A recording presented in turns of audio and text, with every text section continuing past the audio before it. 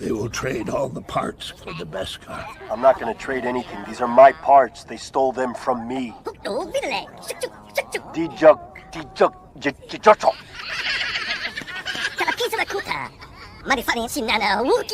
You understand this?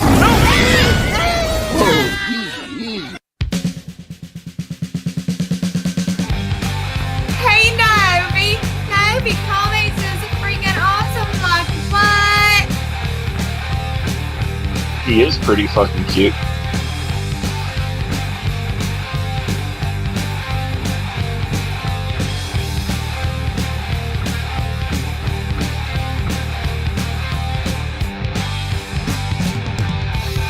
Respect my authority!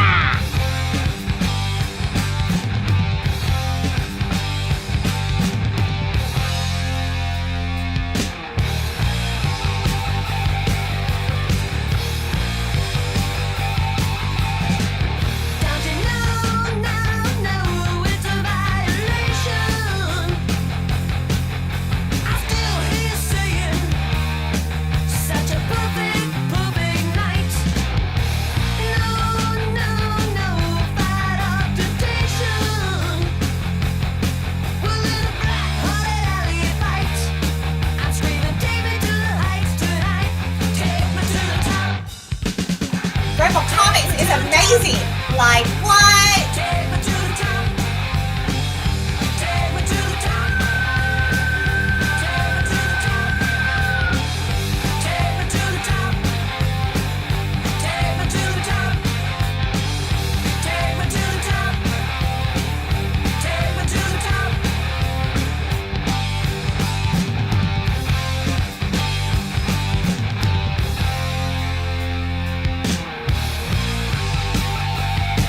Boom shakalaka, she's on fire!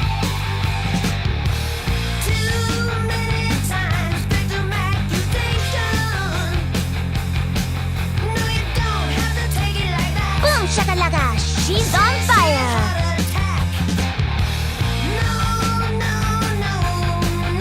We will stand and fight!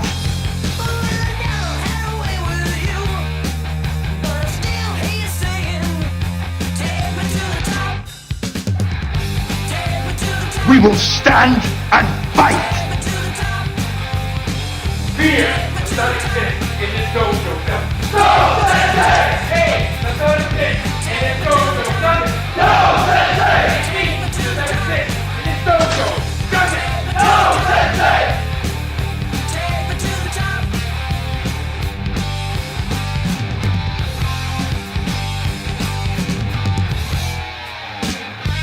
Oh my Gucci-ness. Oh my Gucci-ness. Oh my Gucci-ness. Oh my Gucci-ness.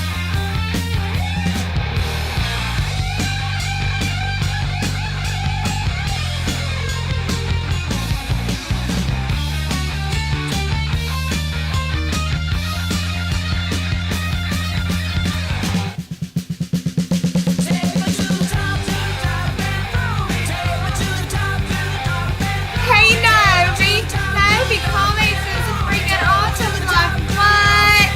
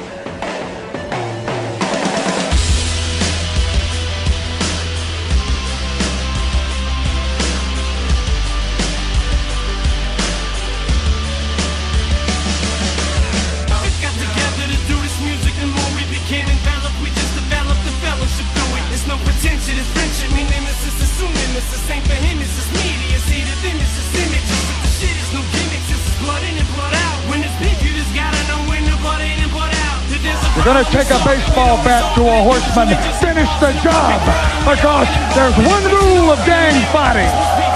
See, we are the original gang, and we're the most vicious in all of professional wrestling history. They send one of yours to the hospital, you send one of theirs to the morgue.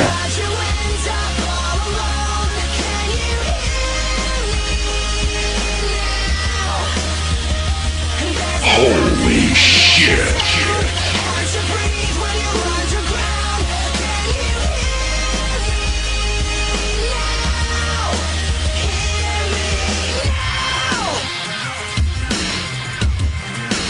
Welcome to another edition of Thunderdome! I keep searching for something that I never seem to find, but maybe I won't because I left it all behind. Now I'm stuck with this and that'll never change. Always a part of me until the very last day. Where to go from here? What road to travel on? I spent my whole life choosing and it always shows wrong. We have a future, Charles, not them. They no longer matter.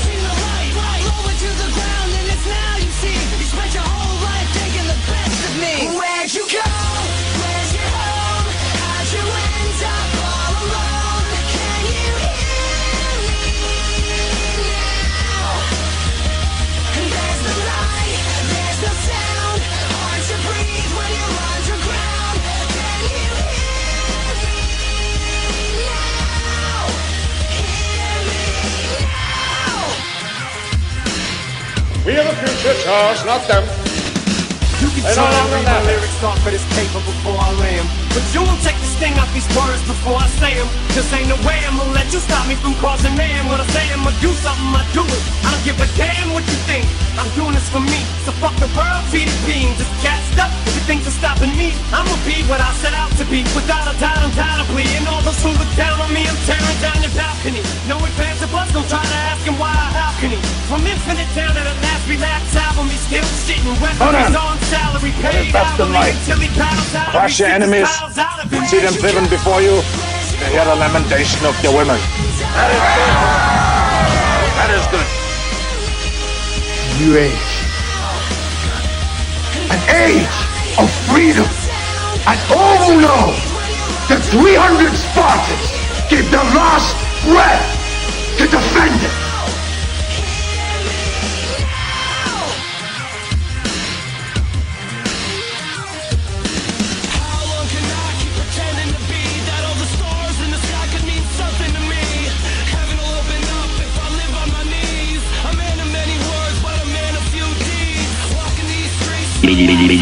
He's crazy.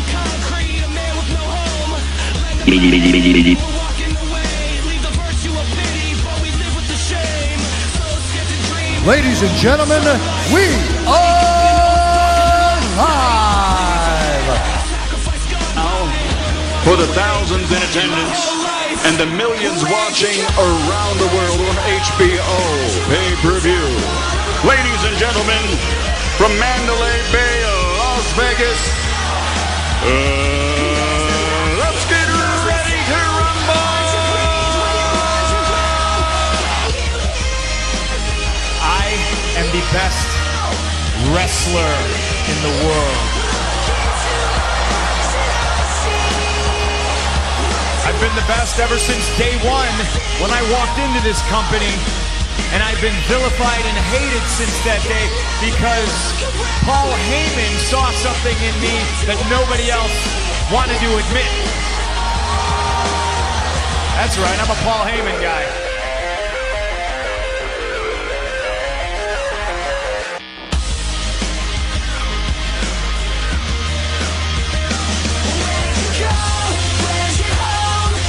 This is the truth of it. Fighting leads to killing, and killing gets to warring, and that was damn near the death of us all. Look at us now, busted up and everyone talking about hard rain. But we've learned, by the dust of them all, Barker Town's learned. Now when men get to fighting, it happens here, and it finishes here. 2 men enter, 1 man leaves.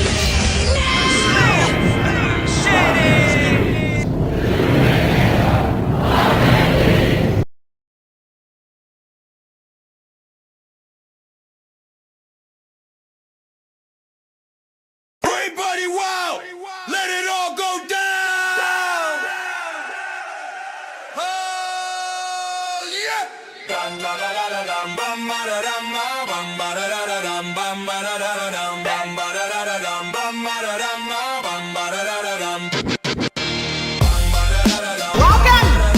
to another edition of Thunderdome! Finally, The Rock has come back!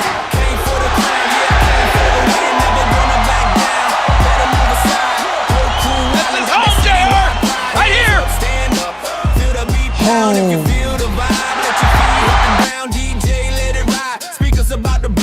If they talking slick, we just steal the show. Energy pumping, trunks got the funk. All hail on deck, the then a late night Ayatollah jump. From the of back rock to the stage, yeah, we got and that love. From the crew in the back to the skies above. Came to turn it up, yeah, we bring it up. Bounce around, bounce around, bounce around. Look at me! I have the power! Bounce up, feel the sound.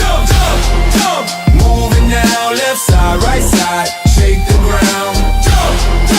Hear the crowd, everybody wild, let it all go down. Serve it up sharp like a tennis pro swing. Step in my lane, hear the chaos I bring. From the street to the mic, yeah, I drop that flame. Got more lines than a legend name. Back on the rise, like I never left. Step to the front, take your last breath. Lyrics hit hard like a Is it great to be alive on a new comic book Wednesday or what? What's going on, everyone? It's LP, writer and creator of the comic books known as Nyobi and Savage Syn. I bid you greetings, and of course, as always, welcome. Welcome to the end of the internet. Welcome to Beyond the Walls of Ice. And welcome to the Canadas of your soul. Welcome to another edition of Thunderdome! Yeah! This is NYOBI'S live COMICCAST. This is where we bring you the inside baseball from the boots in the trenches, if you will, of the independent comic book world and comic books overall in general. We definitely do talk mainstream comics here. We collect mainstream comics. We buy and read mainstream comics, but we're also independent comic book curators. We write, we draw, we promote, we color. Not me, but the people that are going to be joining us here in a little bit. We may have appearances by, and not limited to, Sam Quinton with Reign of Ages number 4, currently L-I-V-E live. That's right, Johnny Five's alive. Ladies and gentlemen, we On Kickstarter with 11 days. I think it is 11 days left to go for Reign of Ages number 4. We may have visits from Dynamite colorist Nick Capone. Yay! We may have visits from Marvel artists Tops and Upper Deck. Lock you in. Yay! And of course, yours truly. And again, the show is not limited to that, right? The show is open to most. If you are a friendly, in other words, we get along, we chill, you're more than welcome to shoot me a message and say, LP, give me the link, throw me the ball. I'll throw you the link. Because we give out links here, like the way Oprah gives out cards. We give out links like we're from Legend of Zelda. I got your link right here. So it is convention weekend for me. The East Coast Comic Expo locally is right around the corner. Yours truly is listed as a guest. Very honored for that. Very honored. Saw one of the members of the committee today. Had a good conversation. Feeling good about things. I can't wait to showcase Nyobi and Savage Syn to my home city. It's always fun. This is for me, and it's always been this. I'm a wrestling guy, so if I use some wrestling analogies here, bear with me. But to me, this event is my WrestleMania. Whether I'm there as an attendee, just walking the floor and getting book signed, or I'm there in Artist Alley, or I'm a guest, it doesn't matter. It's my WrestleMania. Right? I have fun across the board with this. It's the one time. No, I shouldn't say the one time. One of the few times in the year where I get to really showcase and do what it is I think I do well. I'm a good public speaker. I'm good at encouraging young people who want to do this. I'm good at giving the nitty-gritty details of this business. How much it costs, how much work, what it takes. These are all things that shine at a convention, right? Those interactions. It's more than just selling comic books, though that's a big part of it. And don't get me wrong, I hope to sell a lot of comic books. I got some stock that, needs new homes. But going back to the interactions, that's the fun part for me. The mixing, the mingling, the excited faces on people, where you feel like a celebrity for about 15 minutes. It's wild. It's addictive. This is, for me, and I'm sure for many others in the area, the biggest comic book convention in Canada east of Montreal. Now, there are a couple bigger ones, like HalCon, but I'm saying comic book convention, not pop culture convention, right? While all that will still be there, there will be Pokemon cards, there will be plushies, there will be cosplay. But you know what else will be there? A lot of comic books. A lot of comic books. I've looked at the vendor list. I know who's coming in. I looked at the guest list. You're talking, man, it must be 50 people. 50 people. I think it's pretty close. It's either 48 or 50. Somewhere along those lines. And we're talking some of the top talent currently in the business today. I'm at the comic book shop. I'm buying my comic books. I expected to come in with one book. I left with, I think, 5. And we will show what I picked up when we do show and tell. Because when I do show and tell, I gotta wait for the other guys to come in. Because I started the show early. I wanted to get a jump on this. I wanted to come in and say hello. I wanted to talk about this local con for a minute.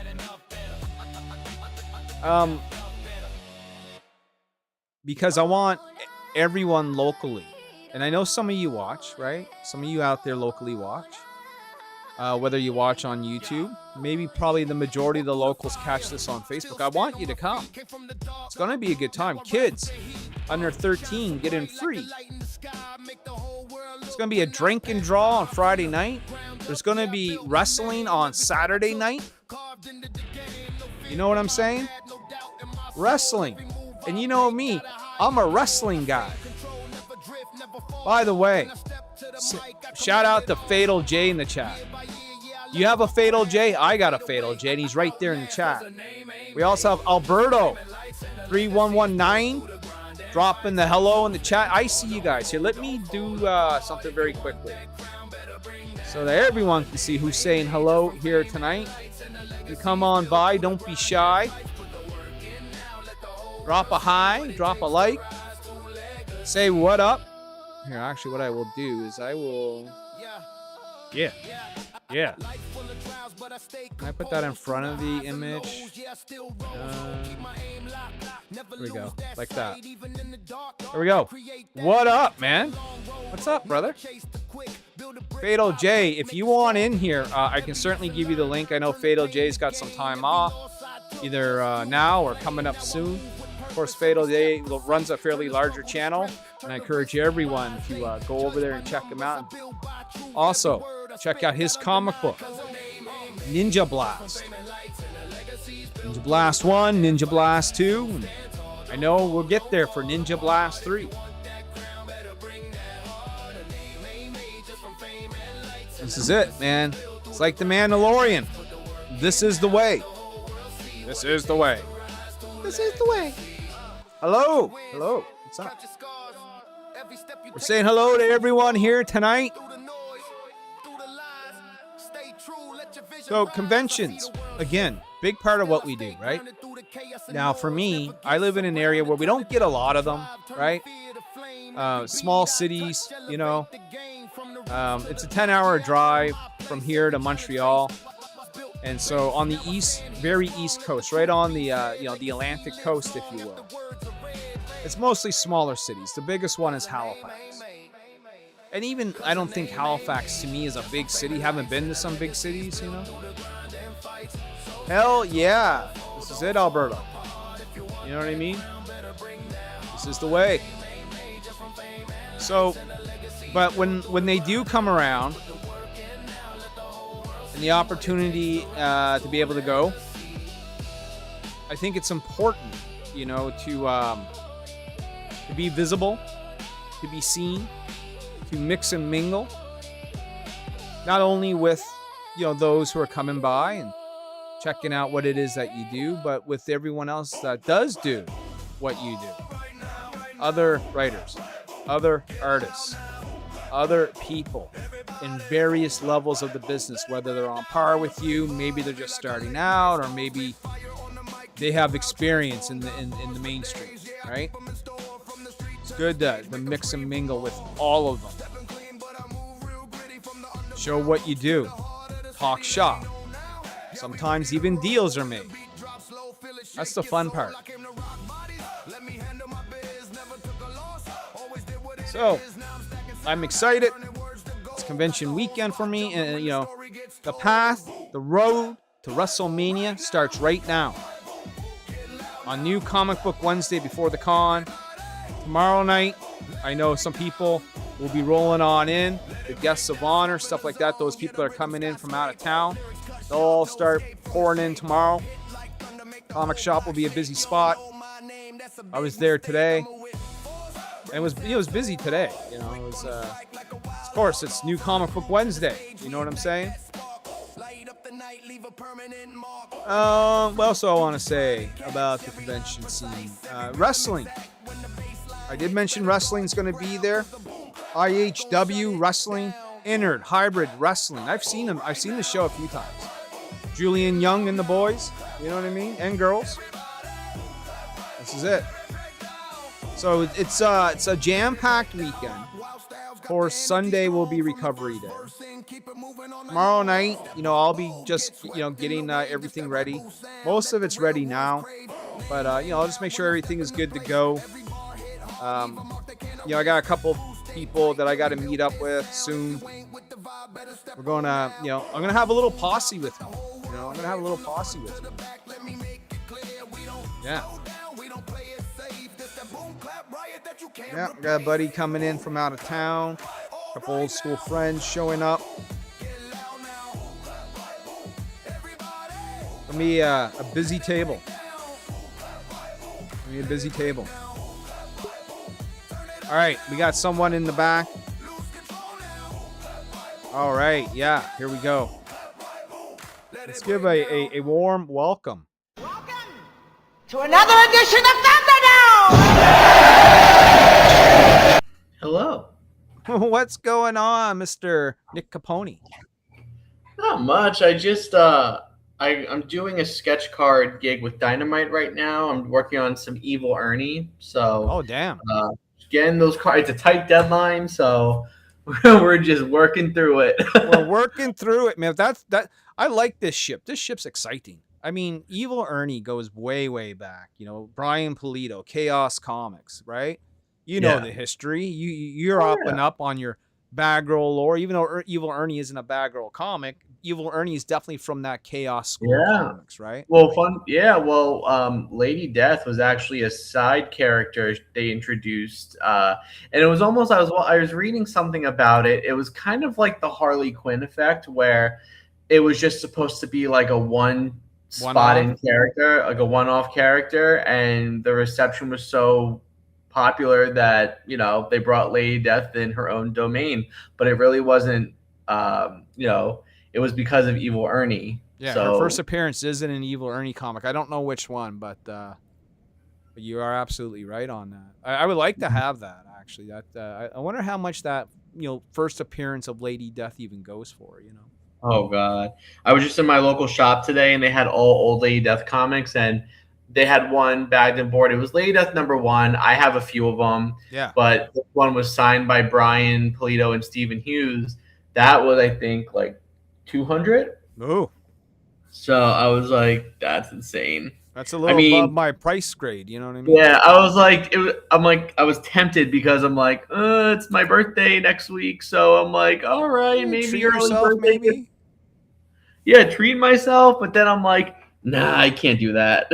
Look, I spent $27 in comic books today. That's a lot, I mean, really, when I guess it's not a lot in today's age. Like, oh yeah, I bought, but man, comics are not cheap. They're $5-6.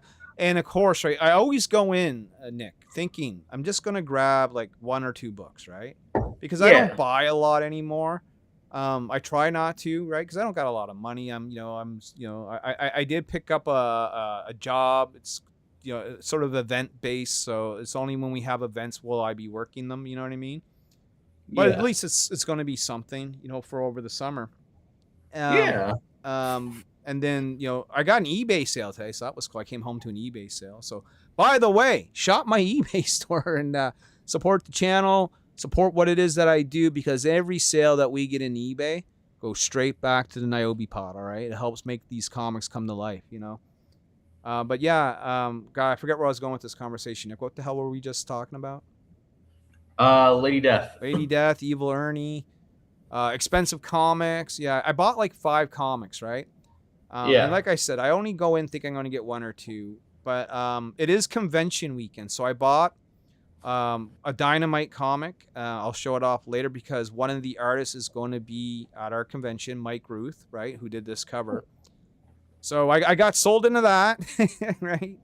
I picked up a J. Scott Campbell cover. I won't reveal which one, but I'll show it off when we do this.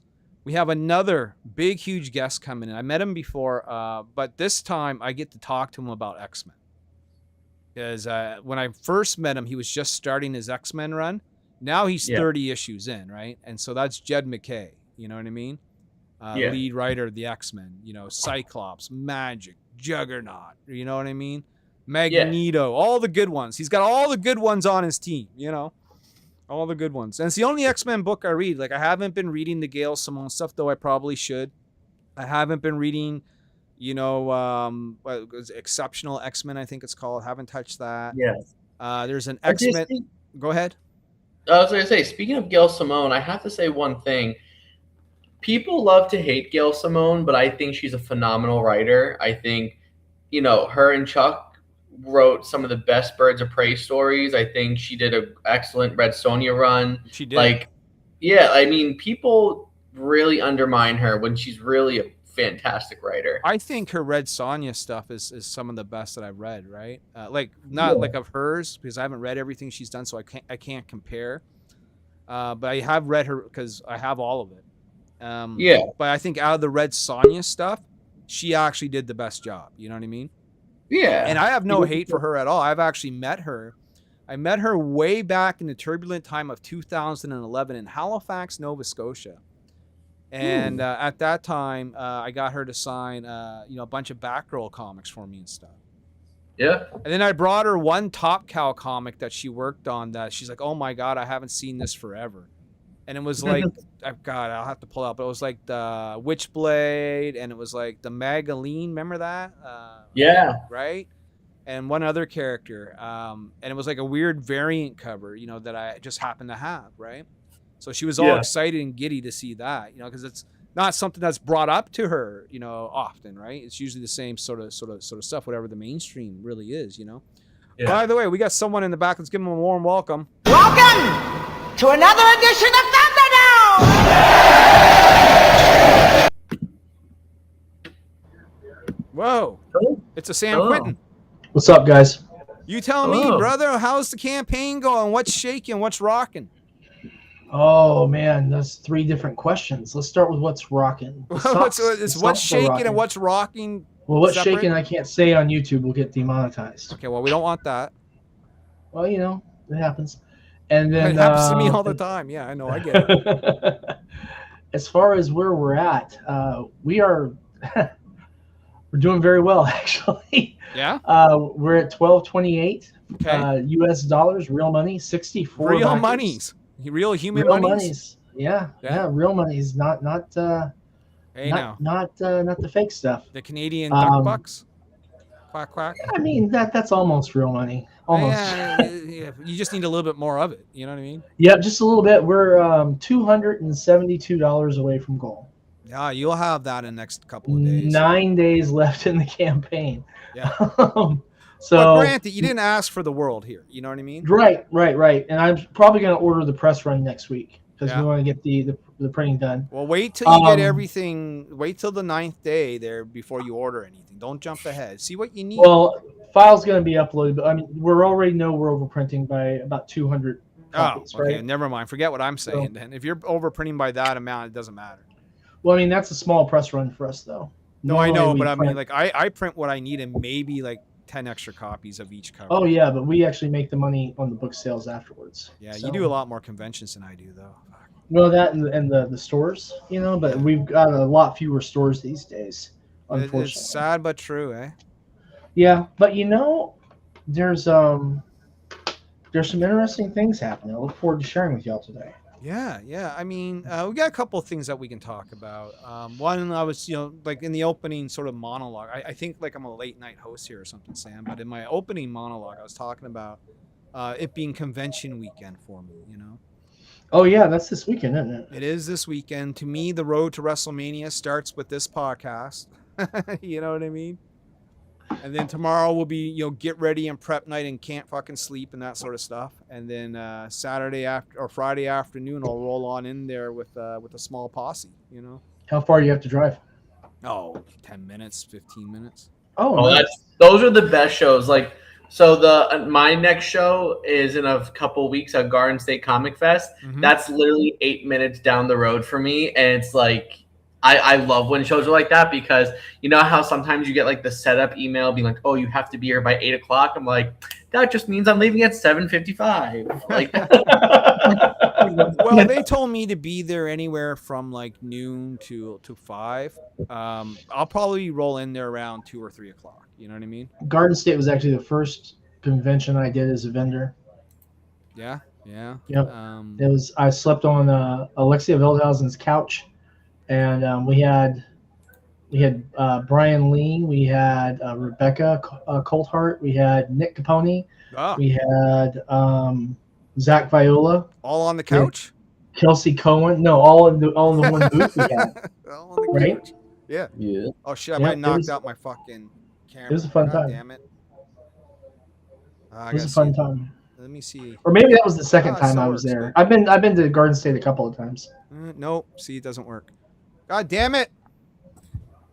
Garden State is. Oh, I think that was the first one, wasn't it? So that was the first time I met Zach. Yeah. Yeah. So this Garden State, I've said it on this show before, but anyone who's watching, what I love about Garden State, I think it's that whole franchise of conventions. They're all New Jersey conventions. Dave O'Hare, he's amazing. I've been tabling at his shows for almost 10 years now. He's the biggest convention. Guys, I got bad news. I have to restart the whole StreamYards. Oh no. Otherwise, I can't do the show and tell. Because Oh, I no. knocked out the camera, and now it's frozen. StreamYards won't let it unfreeze until I reboot it. Okay, so All right. just give me 5 minutes, right? All right. And then just come back into the link. You know what I mean? All right. Because I'm a boomer, man. This is what happens, when you screw up your tech. Man, I'm a boomer. Yeah. All right. I'll see you in 5 minutes. 5 minutes.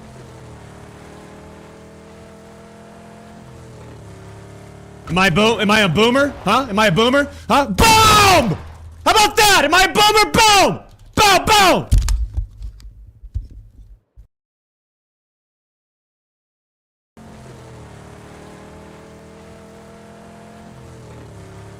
Am I a boomer? Huh? Am I a boomer? Huh? Boom!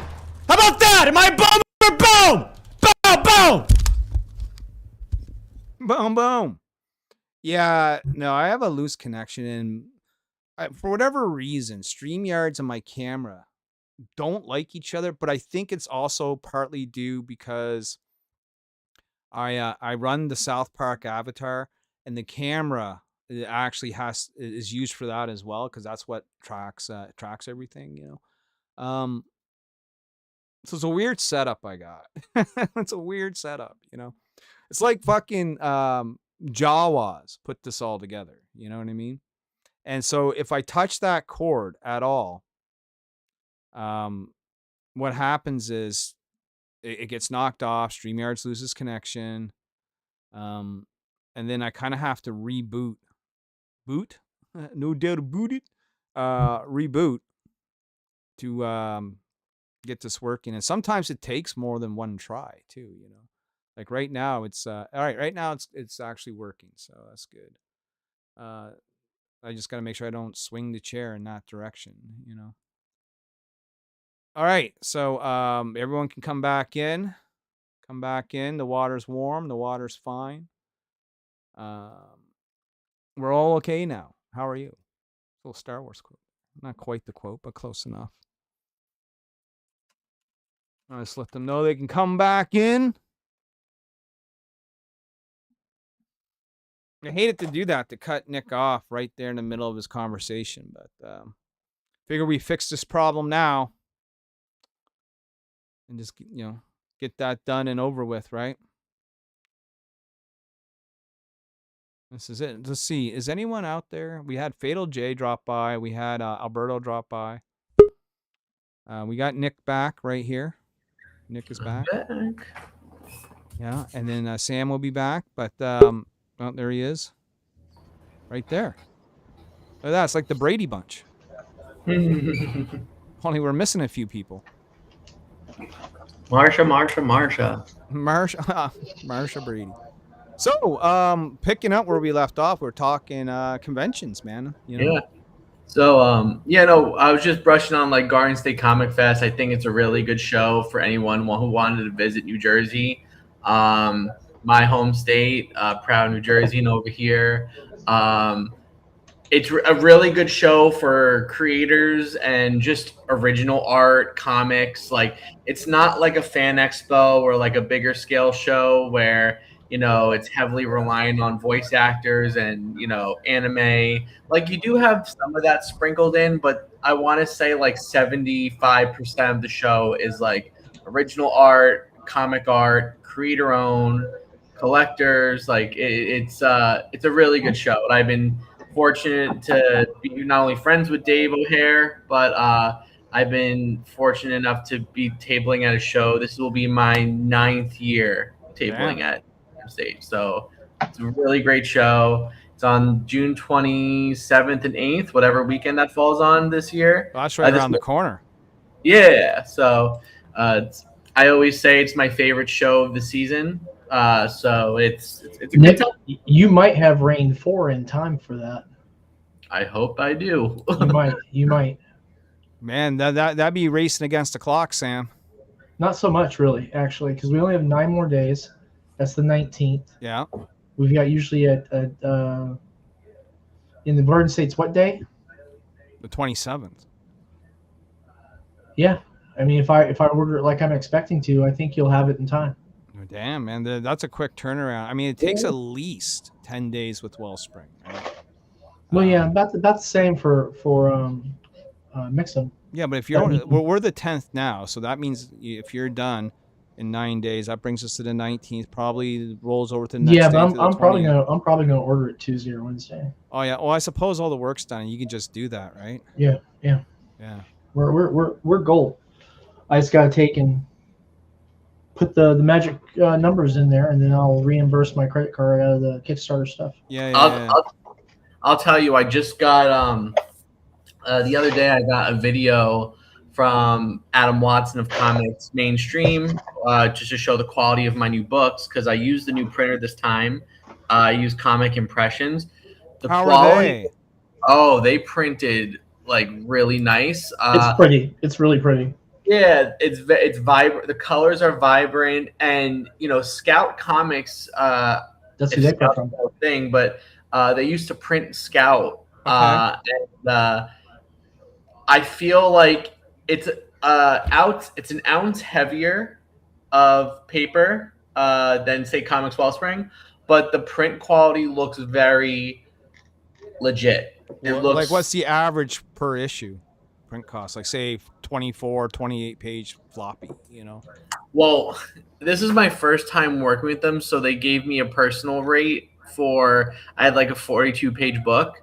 But for 200 copies, it was like maybe like $12.80. Yeah, I need to know price per unit. Let's see. Let's see. So whatever. It sounds like about $6. Hold on. 12.80 divided by 200. Yep, 6.4. And that's American. Yeah. How many pages is your book? 42. Okay, so we can probably chop off $1 or so off of that, because your book is bigger than mine. Because I pay about $4.12 American through Wellspring. And it sounds like Comics Impressions might be slightly more expensive. Just kind of doing the quick math in my head here. Yeah. That or pretty comparable. You know what I mean? I think it's comparable, but you have to put in perspective, like what you mentioned. I had more pages than you, so that definitely costs more. But I don't know what their rates would be for it's all on their site. They have a whole calculator, but actually, hold on, let me take a look right now. Let's see. It's not an emergency. I mean, I'm going through Wellspring for this issue, but for anyone else that's listening that maybe looking for a printer, that sort of thing, having options. Look, it's always a good thing. You don't need to be stuck with one place. They have it right here. So for 250 copies of a 24-page comic is $412 US dollars. Right. We need price per unit. Oh, that. They don't have one here. How much it costs per issue? Let's see. Hold on one sec. It would be. Hold on. 412.88 divided by 250. That's $1.65 a book. Interesting. For a 24-page book. Now, do you know how they do variants? Like, some companies will charge you extra per variant that you want. Yeah, they didn't charge you. They didn't charge me extra. I just told them which cover is which. So out of the 200 books, I could assort the covers however I please. I just labeled the cover file 10 of these, 25 of these, right. So. But there is no extra charge for that, which is I much appreciated. Now, some of us, not all of us, but some of us in this sphere do not safe for work, right? Yeah. Me, not one of them, but again, many that creators that listen to us probably do. Do they handle the not safe for work stuff?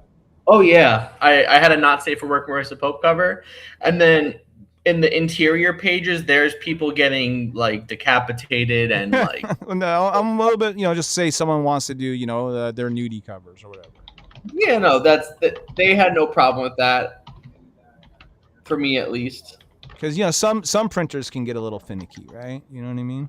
Yeah. Sam, man, Reign of Ages #4. Of course, feel free to put the link out and about to the chat. You know what I mean? Cool. I was sending thank you notices to the most recent 2 backers. So there you go. Put this in the chat. I do that. I try to personalize that for every campaign when I can. So Wait till you start doing it in the hundreds.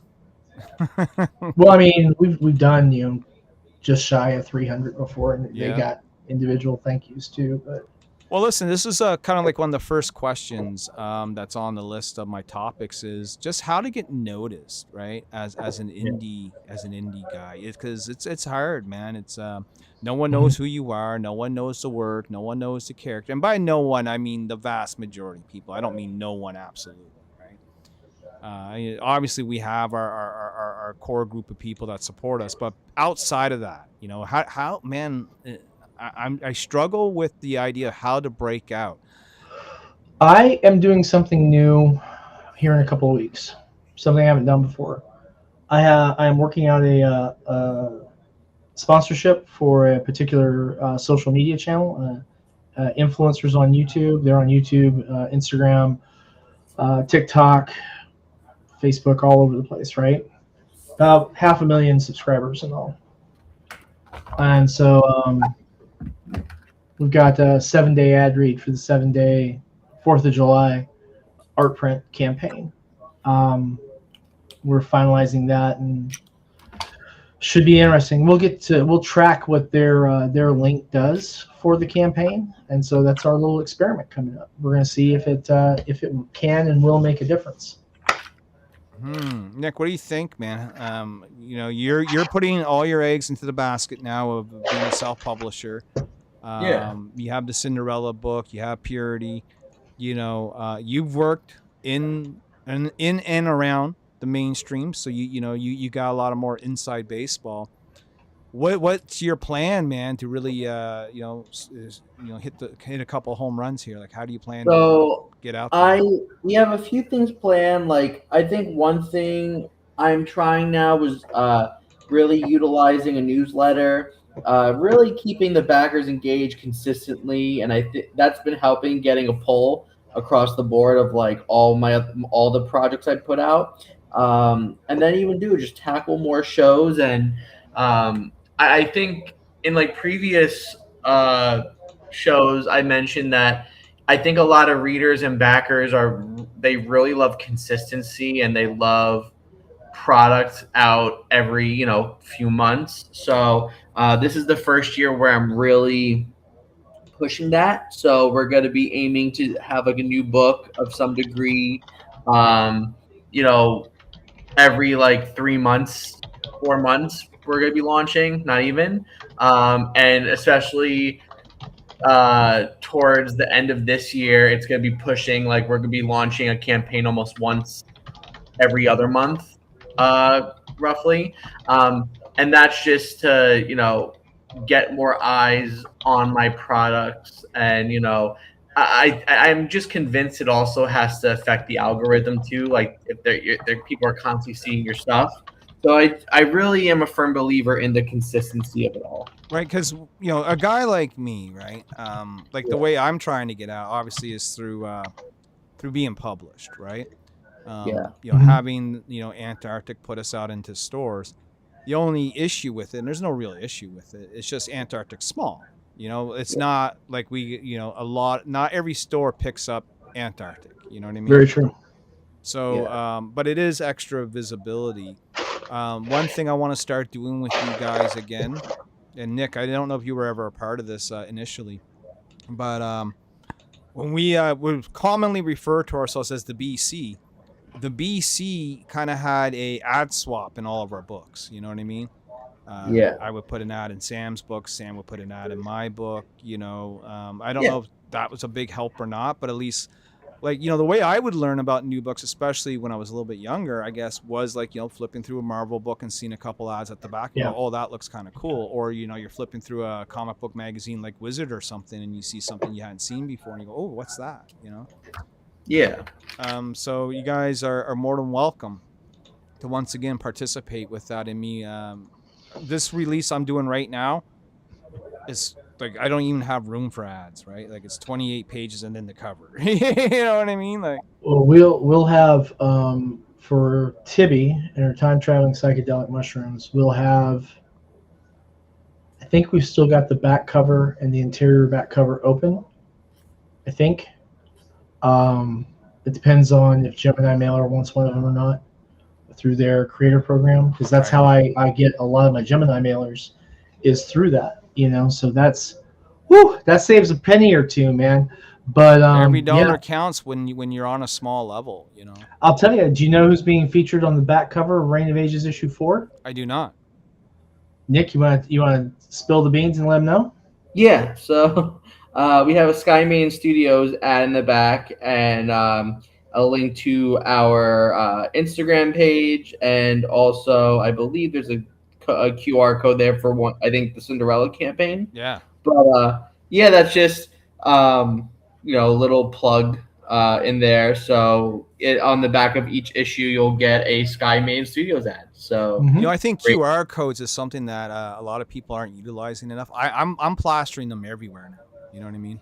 QR codes are phenomenal. I actually use them as on my convention banner. My convention banner has a QR code to my link tree, and also my any flyer I have, or any new book I'm promoting. I make flyers. It always has a QR code of some degree on there, and that because what I'm noticing at conventions.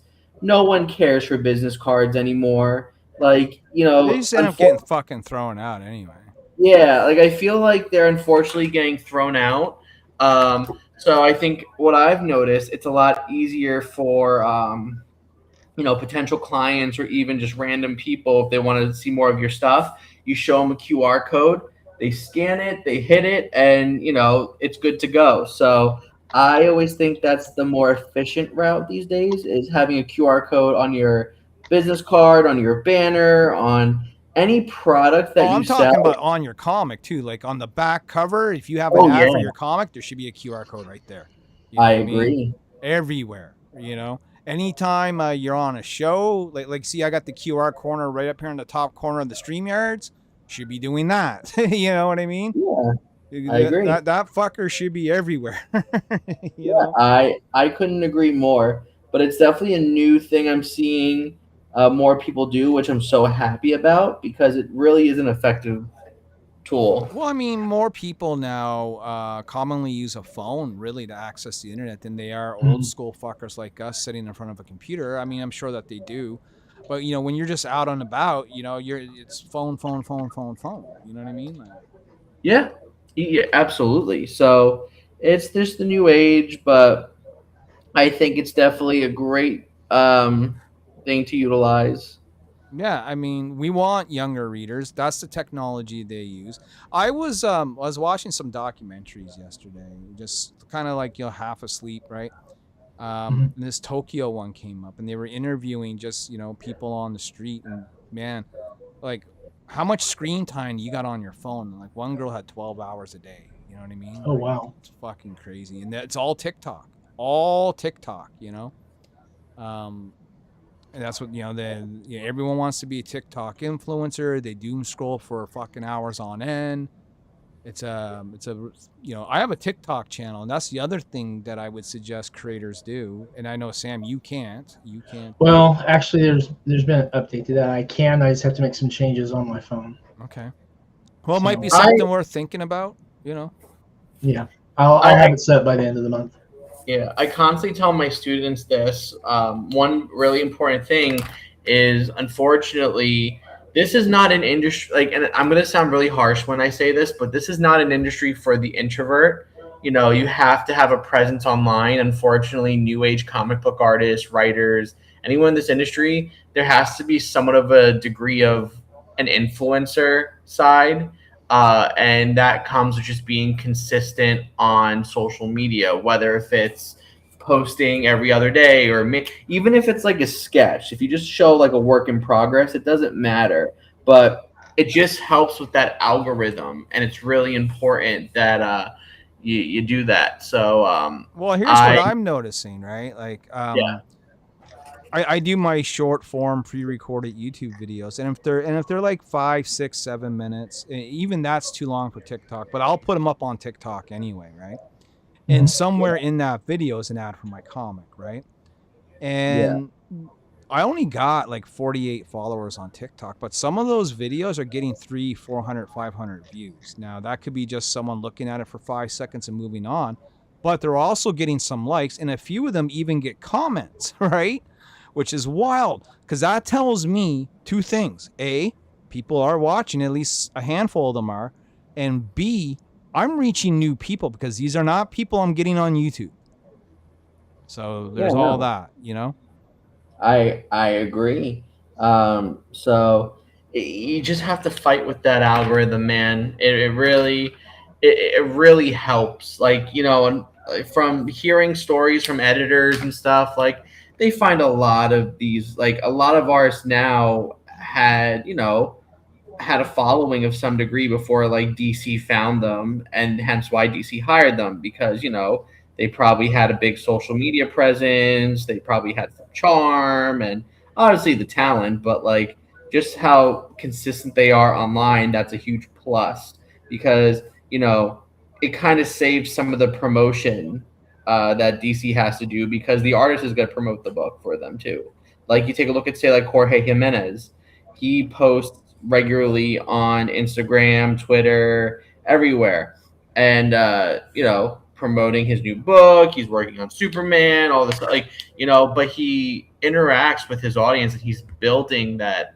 He's really building his own algorithm, so it's really important. A few weeks ago, maybe a little longer at this point now, when the whole Kickstarter not safe for work debacle happened, right? Yeah. We're still sort of coming off the aftershocks of that, if you will.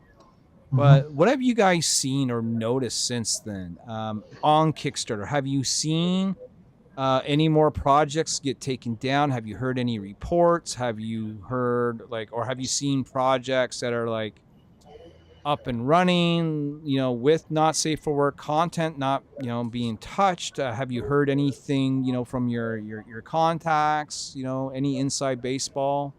Yeah. Hold on. Sorry. No, Nick can go first. That's fine. I don't have a lot. Sorry. I got to answer the phone. I'll be back. Take it away, Nick. So far from other creators, I haven't heard anyone flat out get taken down outside of like our friend Luis Torres.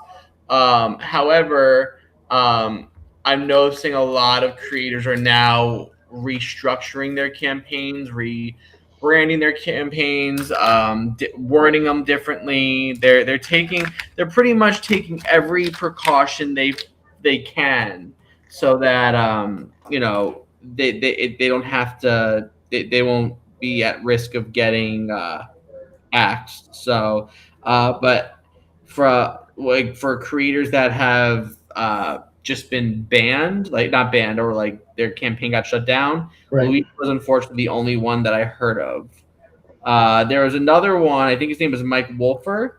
I just found out he's a Kubert grad, but I know Stripe messaged him, but I don't think he got his campaign shut down, if I'm not mistaken. Yeah. So I talked to Luis Torres. He's running parallel campaigns. He's got the Fund My Comic up. I was the first person to pledge on that one. He was talking. We were exchanging messages about the Kickstarter campaign. And the current one doesn't have any not safe for work images on it, right? They're in line with what the new guidance is, and the difference is huge. I mean, he's probably almost $4,000 lighter on his campaign that he's running for it now than where he was when they terminated the previous campaign. Oh, wow. And $4,000. So you're talking, he's probably 37% lower than where he was, 36%, something like that. I mean, it's a huge difference for his on Pyro Vixen, right? Yeah. So I think I probably just screwed it up. I pledged the campaign. I should know the name of it, but No, it is Pyro Vixen. Yeah. But I think that for me personally, like we only really have very rare that we do any NSFW covers, and the ones that I was really looking forward to is the one for Tibby and Time Traveling Psychedelic Mushrooms. But Nick, let me throw this at you. What if I take the SFW cover and instead of putting it on crowdfunding, I make that the cover for the mass market release? I don't think that would work because a lot of shops also don't really cater to not safe for work. Well, here's the thing I'm thinking. What if it's what if it's not meant for the shelf, obviously, it's meant from behind the counter. But the other thing, and this was brought up by a couple of our backers on Reign of Ages, what if we opened up a Discord and we put the stuff that you and the stuff that you and I are doing as far as NSFW covers, right? Yeah. And I think we should put Larry doesn't do NSFW covers, but probably if he ever wants to, we let him in there and let him do that. I just don't like Discord, man. I don't either. I know people use it. It's just you have to talk to people, and that's when arguments start and drama starts. Well, I loved it. Well, Fatal J in the chat, by the way. Outside of my girlfriend, I think I communicate the most on Discord. Like I barely text people outside of my girlfriend and my parents.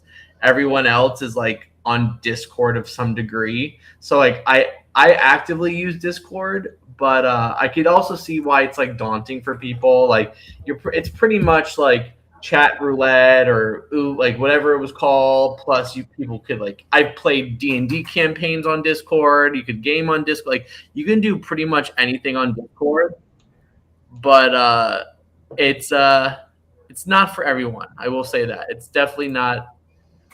I've had people say, "Why don't you open up a Discord for Nyobi?" And I'm like, "Why? Why?" So people can come in there and troll and start shit. Like, no, I don't need the headaches. You know what I mean? Because that's exactly what would happen. Yeah, that's the other thing too. Because like you would be the mod, so like you could like add and remove people, but that's a lot of work on its own. That's just. I just don't know what the value is there. Like, am I gonna, like when we talk about how do we advance and how do we get noticed? I mean, is Discord that big of a deal that people use that to peruse and find new things and shop and shit? I don't know. Like, I mean, I definitely have used Discord more of just a networking sense and like met other creators, but I mean, there's no shop attached to Discord, so I don't know how that would really work unless you kind of just. I mean, because the only purpose for me to use it is promotion and advertising. Yeah.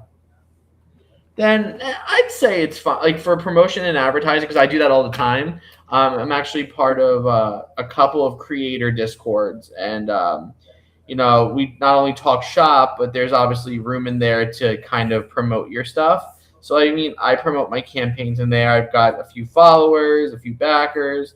So I think it's like worth a shot. I mean, if any opportunity to just kind of build. But, I mean, again, it's there are definitely in the past, there have been some Discord channels I had to mute because those people like to talk. And like, like here's what I look at like in independent comic books. It's almost like there's two levels. Either like you're at our level, right? Yeah. You're trying to make a name for it, or you're like Brian Polito, right? My fucking question is, honestly, is like, how do you get somewhere in between? I think it's just time, like just studying other creators. I think it comes with just time, and I guess just who you network with and affiliate with. Like, for example, like he's a friend of mine, like Dan Mendoza of Zombie Tramp. Yeah. Which, by the way, it's his birthday. By the way, it is his birthday. Happy birthday. He doesn't watch the show. He's only ever watched this once. Yeah, I look up to him. Like I've had numerous conversations with him. He's a really great guy.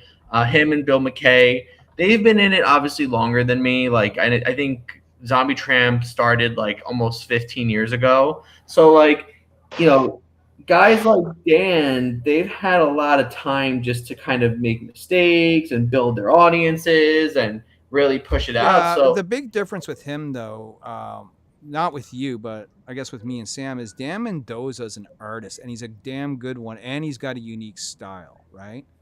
Yeah. So that alone, his art sets him apart from everyone else, and you're going to get more eyes on the prize because you have a unique art style. You know what I mean? I get that. So he's kind of a different class, you know? Yeah. Well, I think How another does thing, Joe average like us get ahead? You know, like. I think another thing too is how well your title sticks, because and I'll put this out. All three of us have multiple titles, right? And they each have a different level of support, even with the creator being the same. Assuming we're making the same efforts, the same processes we do for our marketing, we're seeing different results based on the title. So I do think a significant portion of determining success as a creator has to do with the product and how well it finds its audience and how well it sticks with the audience, right? I also think there's that level of it goes back to consistency, because there was a thread I had an opinion on not so long ago where like a lot of people will put out an issue 1 and promise it's like a 34 issue epic thing, and you'll never see those 33 issues. You only see an issue 1. Right.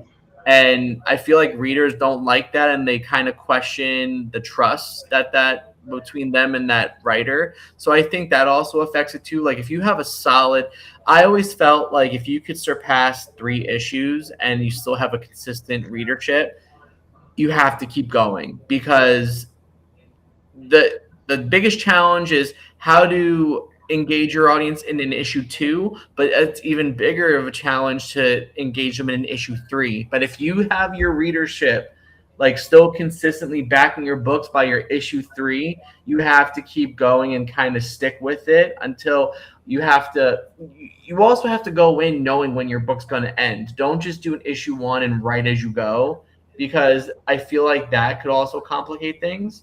Just know when your books end and, be consistent. Like, that's why another thing too, I'm not opposed by.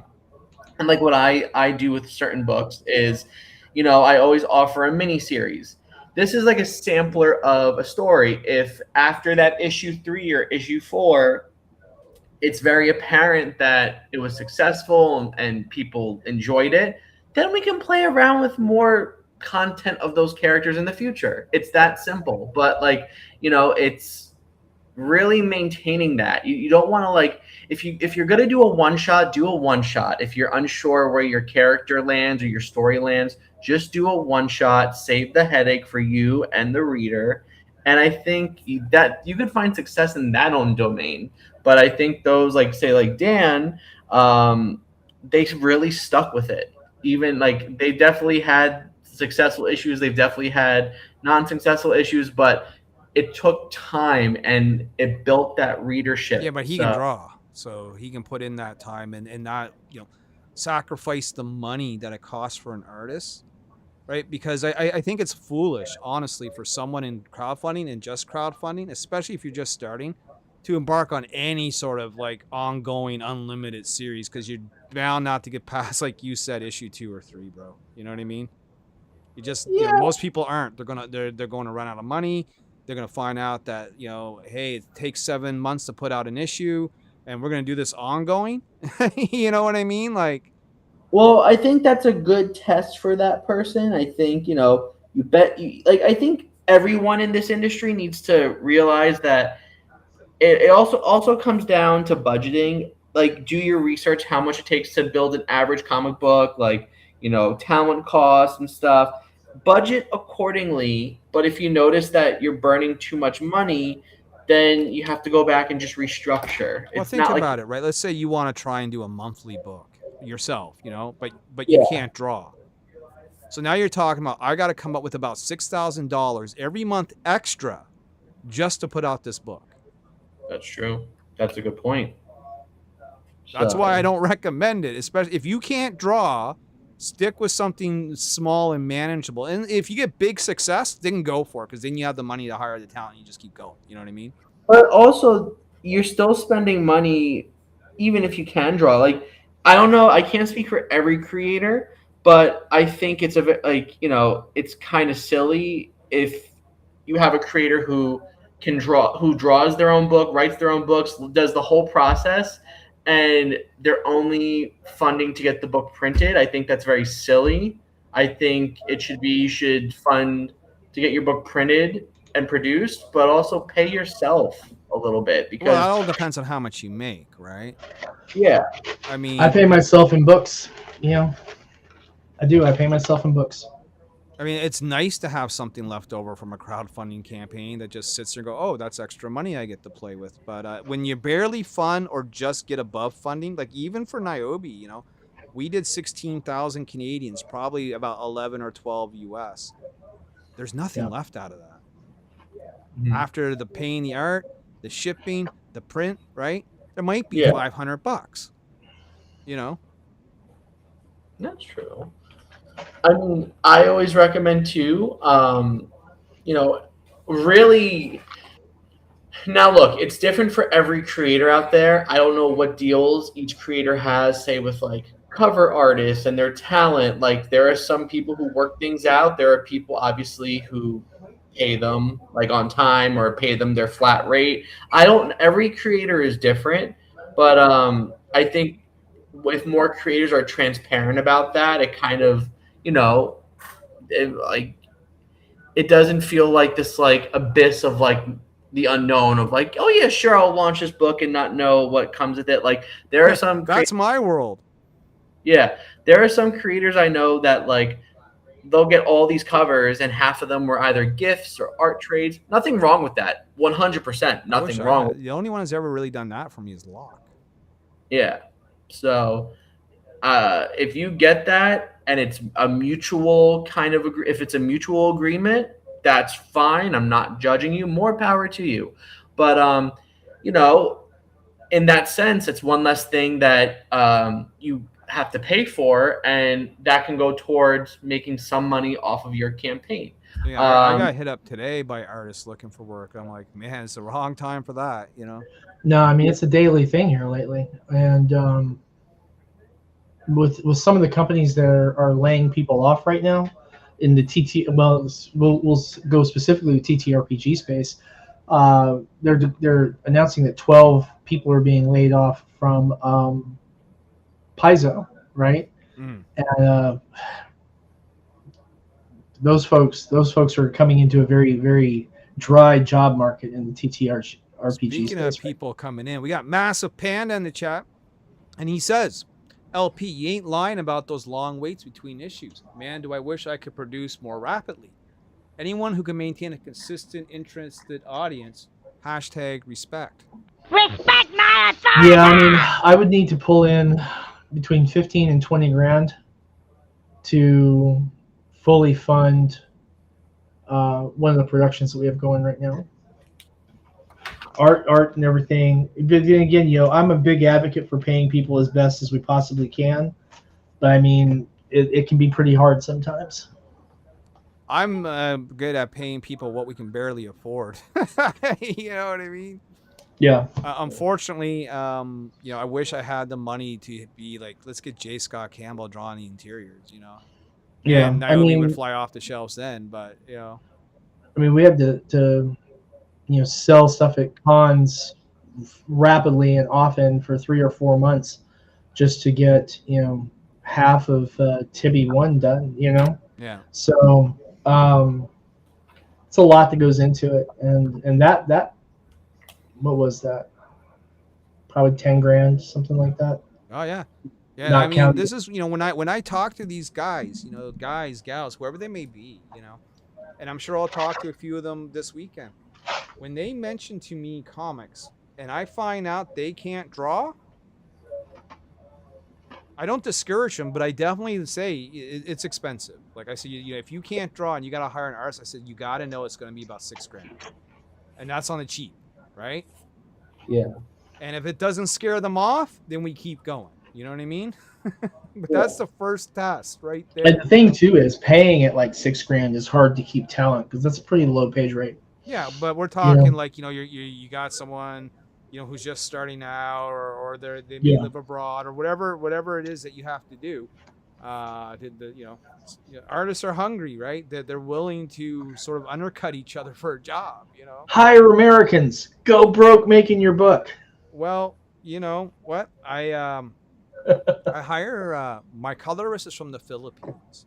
They just had an earthquake, by the way. I saw some of the damage for the footage of that. It's horrible, man. Right. So shout out to Fed, and he's safe and all that. His power's back on. He just sent me color pages yesterday, so I sent him 2 more today.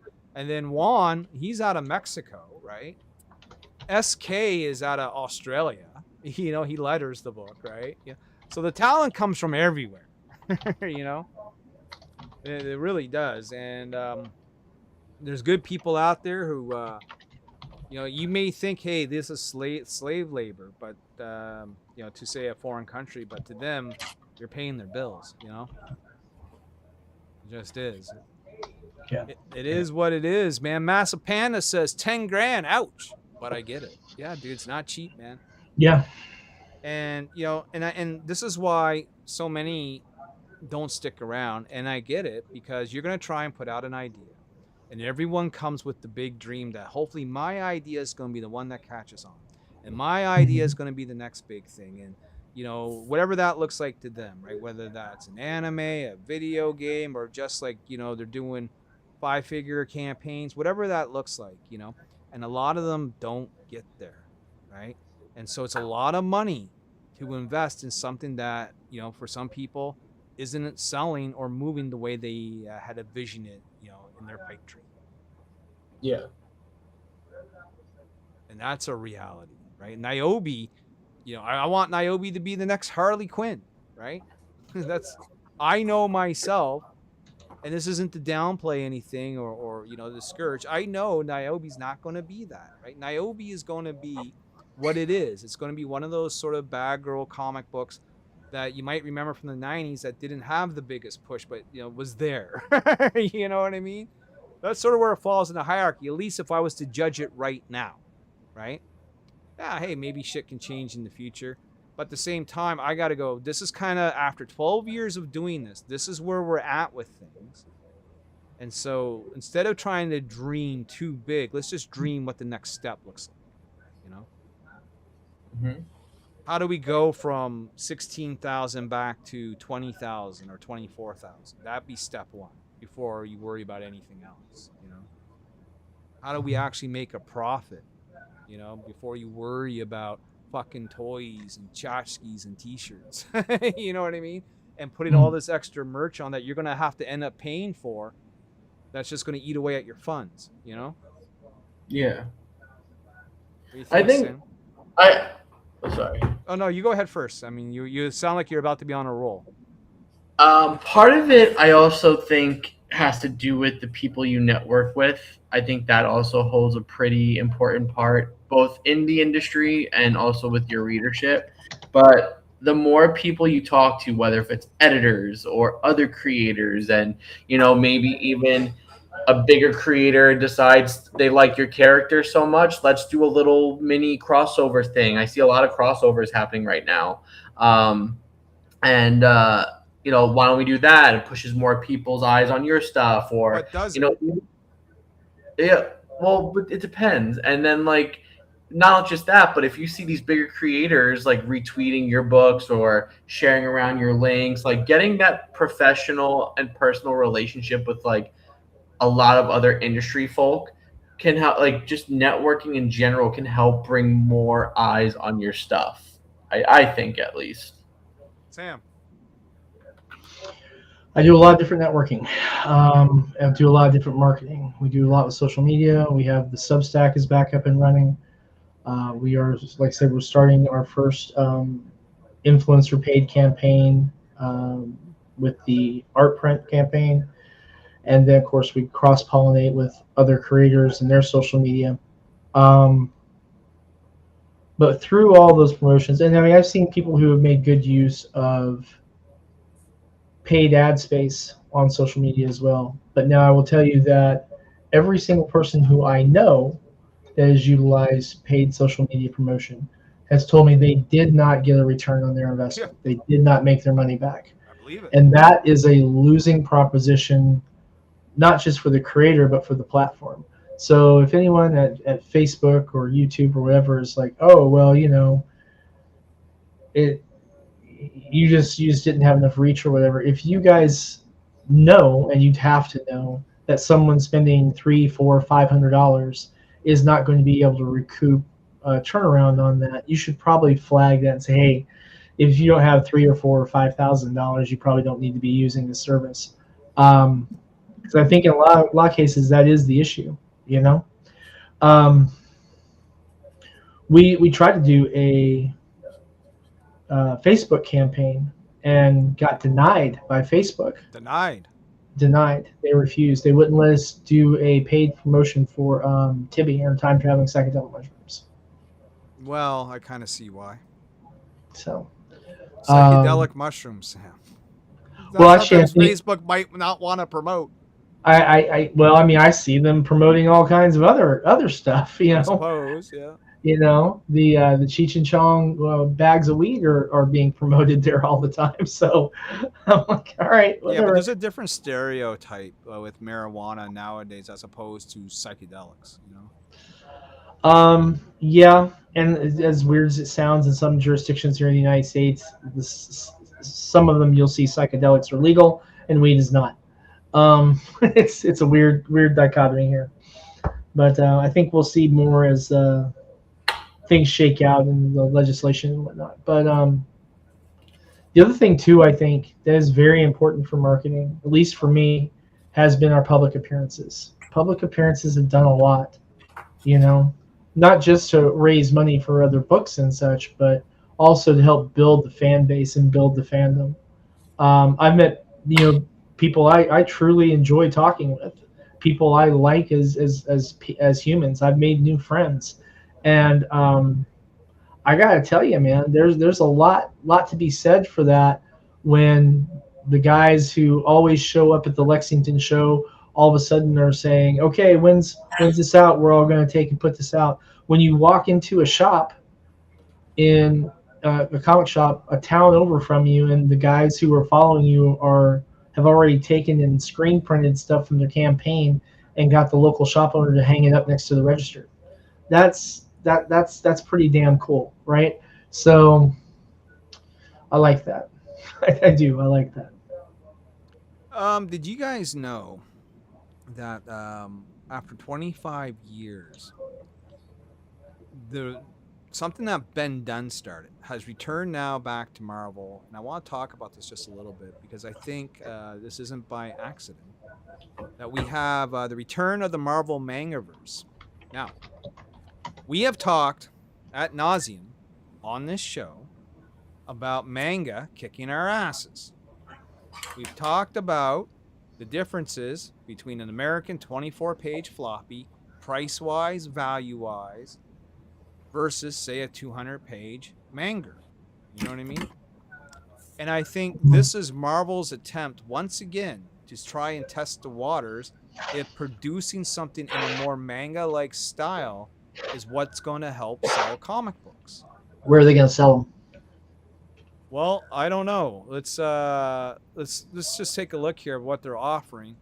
I'm assuming, you know, comic book shops. Or I remember, because I am a product of the Marvel Mangaverse. That was one of my favorite Marvel books growing up as a kid. I vividly remember getting it at a Target. Yeah, but these are going to be like floppies. These aren't going to be 200-page books. So you're not going to see these things in a Target, right? Yeah. I mean, you can tell just by the shape of the cover, they're going to be floppies. You know what I mean? Yeah. And the fact that, you know, we get an on-sale date, these are probably already listed in the Lunar catalog. You know what I mean? Yeah. As being able to pre-order. Because you're going to be able to get these at the end of August. My overall question, though, is this plan going to work? When someone sees Laura Kinney, X-23, kind of drawn like this versus the American style art, or say Magic, My Girl Magic right here, because Magic's got a huge following now thanks to Marvel Rivals and Midnight Suns. Right. The younger cats, I think, are going to buy this in droves, Sam. think they're going to sell out. It's a badass cover. I gotta give you that. I think that they really need to. So these are a Figure series out- of 5 comics. They're all one-shots. I think, too, yeah, you made a good point too. You have to think Marvel Rivals because that's kind of like a manga style game. And, we're in a generation where more and more younger people are reading manga. So I think this is a very smart move for Marvel. Look, I thought it worked back in the early 2000s, so I think it's going to work again. Like, that's one thing in comics across the board and even storytelling. There has never been a decline in manga. There has never been a decline in anime. So I know Western comics, it's kind of like a up and down slope for years, but manga has always truly been consistent from the 80s up until now, one easily. We all went to the comic book shops there. At least most of us did. Sam, when you're in the comic book shop, say come August, right? Mhm. And you see a couple of these floating around. Is this something you pick up? Probably, because I'll probably have Willow with me too, and so that'll be a good. Do you good think test Willow of- would be, would gravitate to this? That's the ultimate litmus test. That is the big question. And I think the best result is just to wait and see. I'm curious to the result. I don't want you to coax her into it. I want you to just bring her, right? And, walk her by it for sure. And if she stops and looks at it and grabs it, you know what I mean? Right. Then we know we're kind of on to something here. I mean, she's just one kid, but still, like we want to. Yeah, I mean, it's a data point at least. Right. I'm going to be very curious to that, because I often thought about what if I just started having Nyobi drawn by a guy who can make it look like it's more manga? Would that sell more books? Well, I don't know that it necessarily would. I think that there's a lot that goes into manga other than just the art style, because there's not really just one manga-esque art style. I mean, you've got things that range from, Berserk to Sure, but when you look at something that's made by the Japanese, you can instantly tell, regardless if they change their styles in it or not. Well, again, I think it depends on the artist. Because here's the thing, right? We know people, Nick and I know people who are Americans who create manga books that are basically indistinguishable from native Japanese people. They really are. Yeah, but I count those. But now, if we take and we do that, one of the other elements too is the story format, right? The typical weekly release is usually around 8 pages, right? And it's like a little miniature chapter of action. And then those get bound up at the end, and you have the volumes that come together. Manga is kind of a long game on the return. These mangaka are under a lot of stress in Japan because they're as bad as it is to get paid in the United States through the mainstream release model. The Japanese model, you don't get paid until way down the line, right? Mm-hmm. Now, if you're a really big title, then yeah, you're going to see some money coming your way very quickly. Like we're talking things like Demon Slayer, Jujutsu Kaisen, stuff like that. One Piece, right? But if you are, say, I don't know, man, what's a good? Here's an example. The guy who did Spy Family, right? When he did Spy Family and didn't really expect it to do anything, and it took off like freaking crazy. And whereas before he was just like, okay, we'll get paid in a couple months or whatever. And now they're like, hey, do more Spy Family. We pay you this, we pay you this, we pay you this. And so now he's in a position where he had a huge hit, and his entire pay schedule has basically changed. That entire tier of success is mind-bogglingly large. That would be like, imagine if you were doing Ultimate Batman numbers, but instead of monthly for that Ultimate Batman title, you're doing that every week. Okay? And on top of that, you're doing those numbers in 3 other continents, right? because you'll do it in North America, you're going to do it on Europe, and then you're going to do it on North Africa and the Middle East. And you're talking hundreds of millions of copies sold. That's just phenomenal. Yeah, it's a whole different beast. So we're not talking, Marvel making weekly Shonen Jump manga. We're talking about Marvel doing one-shots in a manga art style, and will that work? Well, I think that they may want to consider doing something more like the Japanese manga magazines like Shonen Jump and such. Testing that format to be more true, because just imitating the art style and the format. Not even the format, art style. These are going to read left to right, front to back. Okay, well, just imitating the art style, I don't think is necessarily going to be enough. That's the question. Nick was talking about consistency. Manga as a weekly fix, as a weekly indulgence, is very, very inexpensive, right? What is the Shonen Jump now app? Like when you convert to dollars, it's less than $2 a month, right? Yeah. Hundreds of thousands of subscribers, and they put out every week. They've got 8 new stories. Those guys are working their ass off to get those manga chapters done and getting them out in time for their print deadline and for their electronic upload deadline and all that. If you could formulate that and replicate that, I think it would be very well received in the United States, because people in the United States are enjoying Shonen Jump even now. We have Massive Pan in the chat. He says, Sam, thank you so much for saying that out loud. More importantly, I had a feeling that all this social media boosting was a bunch of snake oil, but didn't have concrete proof, only speculation. He also says, didn't DC outsource their Batman license to a manga publisher not that long ago? I think that might help measure the possibility of success. Does anyone know if it took off? So, you know anything about Batman manga? I only vaguely remember about that. I don't know any of the results of it. Nick? I haven't seen it in a long time. I remember the artist who did One Punch Man did like a Joker cover. I remember that, but I haven't seen it in a long time. I remember there was something out there. They definitely did do a Batman manga, because I remember Tyler talking about it. You know what I mean? Right.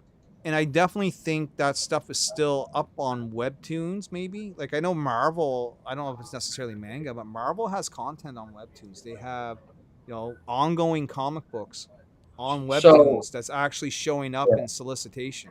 So DC actually does that. Actually, my letterer for Purity, Toriana Wilkinson, she actually lettered most of the webtoon that DC put out. For it was like Zatanna, Vixen, that's all Tori, but I know DC still actively does it, and she also, I think, reformatted some of them so they can go to print too.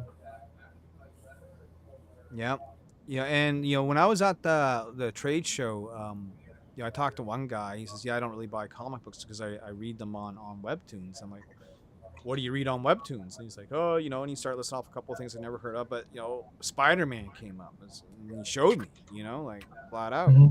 So I think, and Sam, this is something I've noticed on your very own campaign, and I brought this up to you a little while ago, and I'm not sure where the numbers are now, but you had 24 digital backers out of the 50 backers you had at the time. You know what I mean? Right. So that's almost a 50% fucking ratio. I think we're still holding that ratio too, actually. Let me take a look real quick. And then why that's important is this shows the trend of how people read, right? A lot of these kids in their 16, 20s, 24s, may not spend $5 to read your book.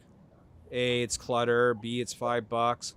C, they can pull out the phone and find the stuff that they can read for free and rather do it that way. Of 64 backers, we have 28 that are digital only. So that's a little less than half. Can we talk about webcomics though? Because I remember I started out, before I got into coloring, I started out trying to self-publish a webcomic, and then I did share a webcomic with Christian Martinez, and what I've learned from webcomics, it's not a walk in the park to also go the webcomic route.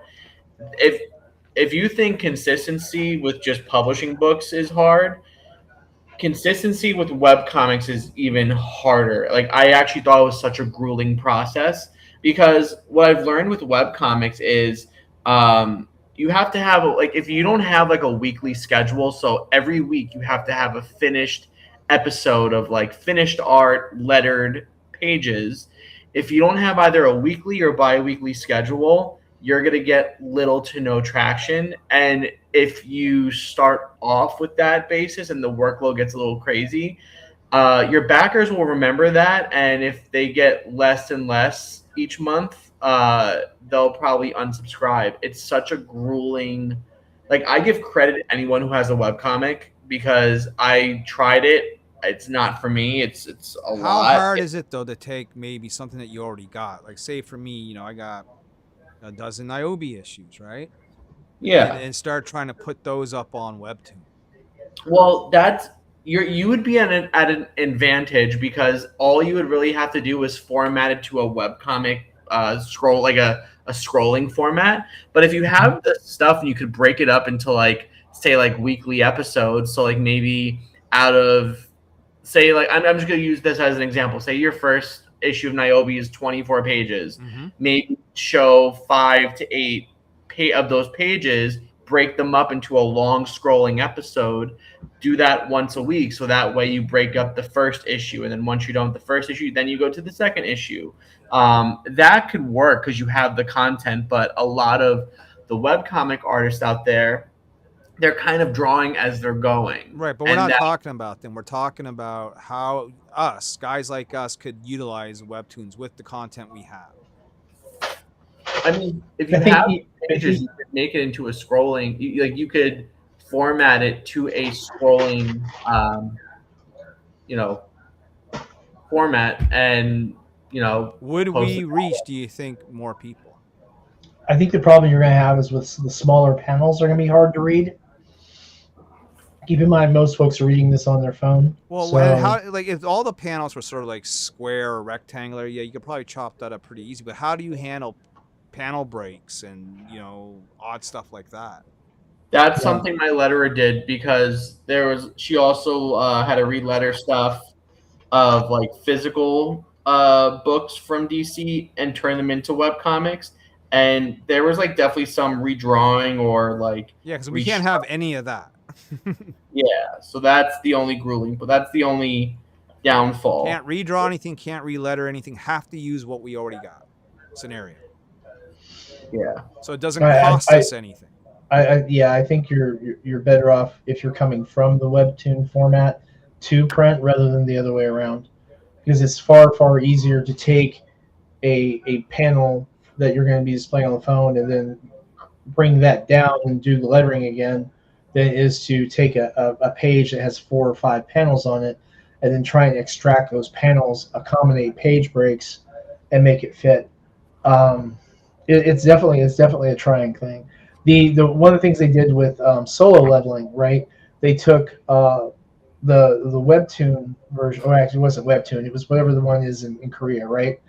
But they took those panels, and some of them they shrunk them down and then stuck them and insert them, layered them for the individual pages, and it worked out pretty well.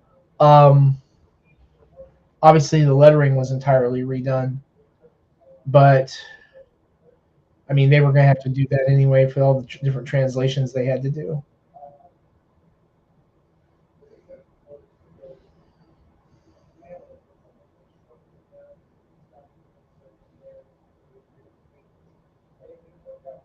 One time Sam quiets up is when I leave the room for a second. I'm like, he'll go on for 5 minutes. That will give me time to get the comics out of the kitchen. Well, apparently not this time. Apparently not this time. I'm like out in the kitchen and I hear no one talking. I'm like, oh fuck, they're waiting for me to come back, and maybe I have to chime in on something I didn't quite hear. That's okay. You can just say you didn't hear it, and we'll just I didn't nod hear it. and go on. Okay, the audience did though. Well, yeah, appreciate anyone that's coming out and watching. By all means, give the channel a like. Chime in the comments if you are here. Let us know. Sometimes people lurk and they don't let us know they're here. Same thing with Facebook. Sometimes I know you watch on Facebook. I go on Facebook for a reason. I have 5,000 people there. Someone out there must be watching. You know what I mean? We have Brian Acosta 007 007 here in the chat saying hello to everyone. Hello, good sir. How are you? How are you doing tonight? We covered most of the major topics that I want to talk about. I don't want to keep everyone all night, right? But we do have show and tell. And if there is anything out there that people... Do you know Brian, Sam? Is he a friend of yours? No, I recognize him from the chat. Yeah, I know. Well, it's the first time I've seen him, so welcome. Let's give him a Thunderdome. Brian's been here before. Has he? Yeah, Brian's been here before. Welcome to another edition of Thunderdome! Sometimes I don't recognize the names if I don't see them often enough. You know what I mean? So I'm kind of hoping we're reaching new people, Sam. Don't take this away from me. I usually remember everything I read. He's doing well. Excellent. Well, I mean, if you have been by, epic, and if this is your first time, epic. It works either way. You know what I mean? So, who wants to go first with the show and tell? I do. Okay. Because after I'm done, I'm going to sit here and enjoy what you guys have shown off. But I saw this today. Now, this is what was this? This was... I'm trying to find what the actual release date was, because I think that this was actually a couple of weeks ago to hold me to it. The Disney Gargoyles and Darkwing Duck. Okay. Always hold it closer to the camera. Let's get a really good... So, now I've not had a chance to go through this yet because I wanted to read it before I turned it loose on Willow, and it got mangled. But one thing I thought that was kind of neat that we were talking about earlier was our references on the other titles, right? Yeah. So always an important thing to see. And then their social media stuff is outlined here on the back. This is a really nice format for that. And actually, Nick, the next time we do one for Sky Maiden, let's go ahead and move the QR codes down so it's not up in the corner, risking up against the cut lines. Light Blazer in the chat saying, Sam, showing some goods. Yeah, but I'll tell you what, I've only flipped through it a little bit, but I will tell you, whoever colored this, two people, Ciro Cangelosi and Agnes Eterno, I gotta tell you, they remind me a lot of Nick Capone, to be perfectly honest. There you go, Nick. I'm flattered. No, I mean really, they look like it could be students of yours. Oh, it looks pretty good. Maybe I don't I don't know. I don't personally know them, but I could definitely see what you're saying. Because I see some of the same similarities I see in the color here that I see with Dakota Erhan from stuff that you've taught him. Yeah. Now, I haven't read this one yet, but I'm looking forward to it, right? What I have read, though, is one from the previous show and tell that I was looking forward to. Right. The Element series from Titan Comics. Yes. It's still amazing. One thing I'm seeing, having reread one and read this again, there's a few, and this is just criticism from someone who's writing books and making books now, is that there's a few parts in here that it looks like they rushed it in the script, specifically in this issue. This issue probably needs 12 more pages because there is a hell of a lot crammed in here, and there's a couple of points in there where it breaks, and there's a complete break in the logic. But the storytelling on the pages you have flows very well. There's a lot that is not explained. I think there's a lot in here that would probably be presumed by people who are long-term Michael Moorcock fans from the creator of Elric, but I don't know. The third thing I got, and this is, I'm not going to go into the books I got Willow, but just the ones I picked up for me. I was not going to buy this, but I liked the cover, and I figured I can't just say I'm not going to buy it just because. Now, little lore on this. I used to have the first 30 issues of Spawn. Bag boarded first printing, got them as they came out, kept them in good shape, and my first ex-wife, when she set fire to my comic collection, destroyed the whole run. So that was tragic. But I did pick up She Spawn #1 because I thought the cover was pretty cool. That's the cover A. I dig it. I have not read it yet. I haven't even. I took a guide and I put it in the bag and board as soon as I got home. The comic shop guys were like, "Do you want these bagged and boarded here?" I'm like, "Dude, I've got 3,000 bags and boards to use at home, so it's okay." And then this one was an impulse buy because I had to have it. Transformers the movie, issue 1 from Image. Ooh, I did not see that kicking around. Was that Isn't back that issue neat? or new or? No, it's. I think it was out like 2 weeks ago or 3 weeks ago, something like that. Let's see where the release date is on this. It's the 40th anniversary, so it's June. Yeah, June 2026. So it was this month.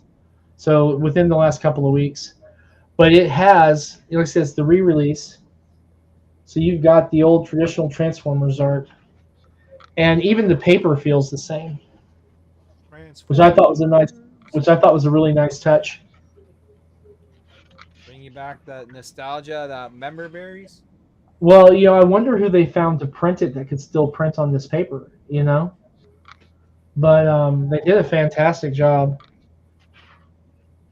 And I don't know, maybe it's just me, but the colors look really sharp.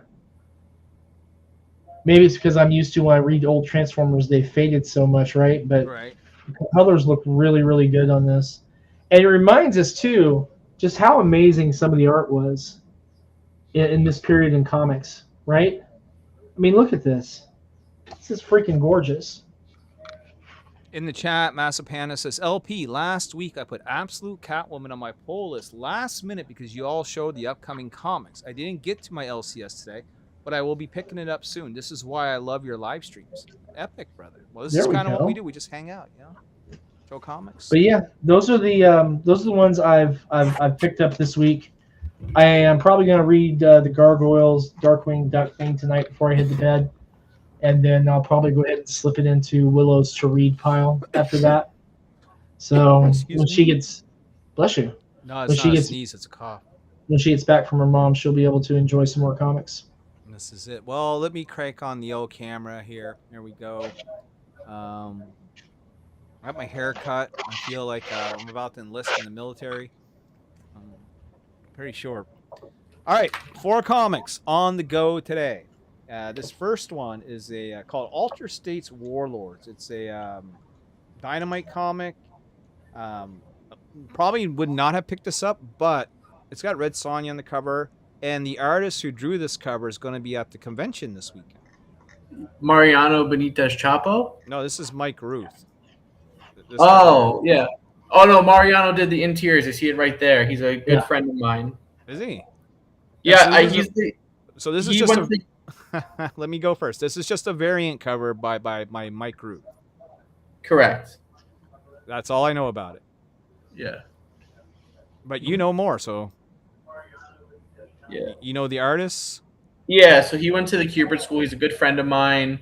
I actually colored Wacky Races. He did the interiors for Wacky Races. He's a really awesome artist. He's doing a lot of stuff with Dynamite right now. I colored a Vampirella story with him. He's awesome. But yeah, I know he's been doing a lot of Red Sonja stuff. So yeah, so again, variant cover that I'll get signed at the convention, right? That's one. Another cover, well, I mean, I read this, but I mean, I'll still get this signed, is X-Men number 31. Jed McKay, the writer, is also going to be at the convention this weekend. Mm-hmm. I get this run anyway, but I'll definitely bring him the newest issue and get him to sign that. So there you go. This I saw at the corner of my eye. It was the last one there. And I'm a big J. Scott Campbell fan, so this had to come home with me. This is Black Cat. Oh, yeah. That's J. nice Scott cover. Campbell Punisher variant cover. That's money written all over it right there. And then last, and certainly not least, I did pick up Absolute Catwoman, #1. We will see how good this is. We will see if the absolute rage is warranted, man. You know what I mean? Yeah.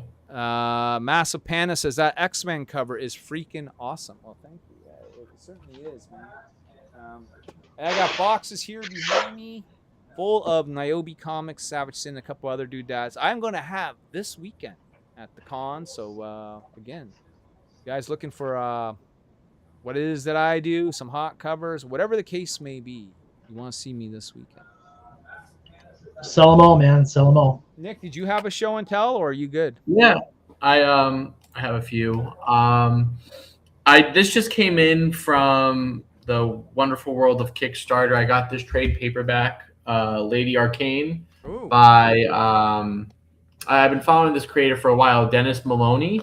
Some really cool like 80s, 90s characters, lots of fun old goodies in here. Yeah.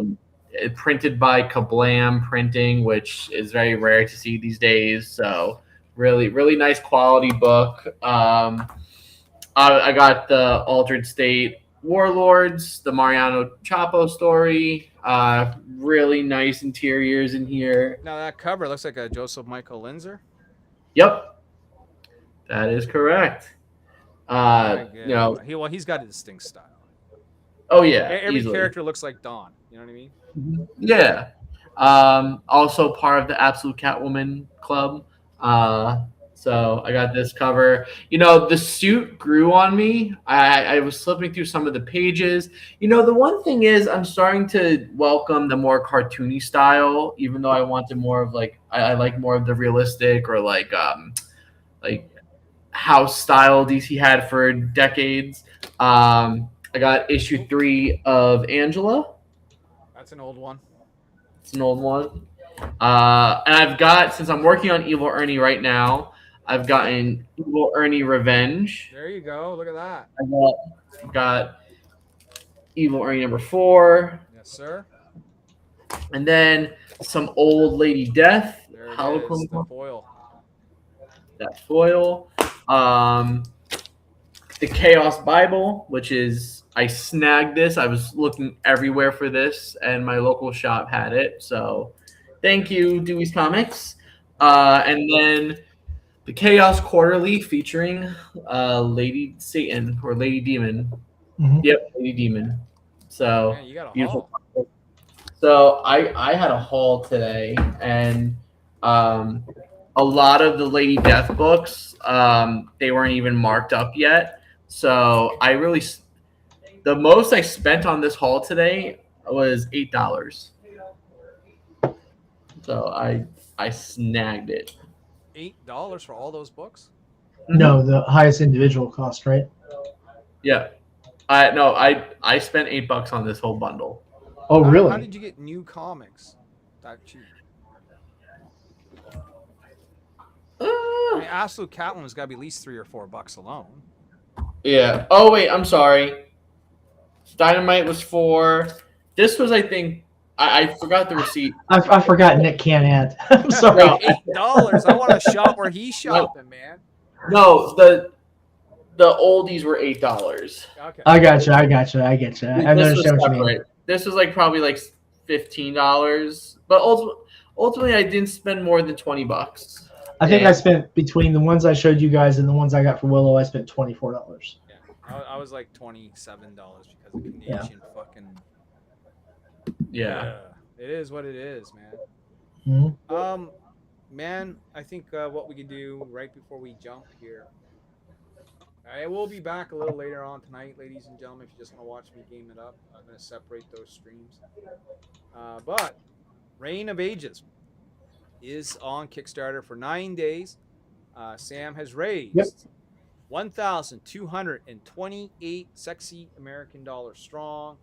Also known as real money. Now, most people in the chat have seen this, so I'm not going to go over every little detail, but I'm going to scroll through it.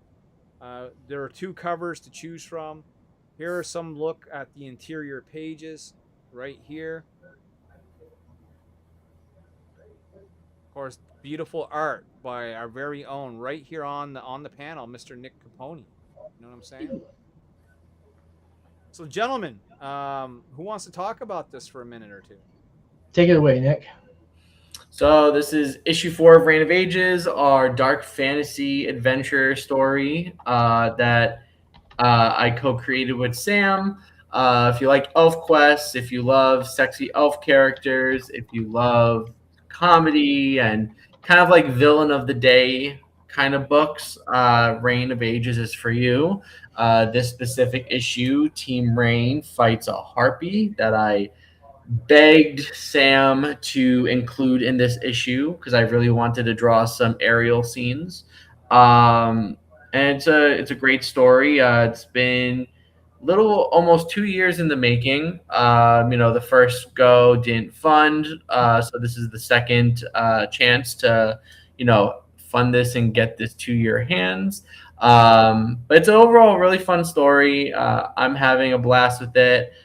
This is my second to last issue on the series, so if you want to get a hold of my artwork during this time of Reign, now is your chance. And but yeah, overall it was a really fun book. This book definitely made me like drawing action scenes because I always struggled with action scenes in the beginning. But this book kind of broke that for me, and now I love drawing action scenes. So, Yeah.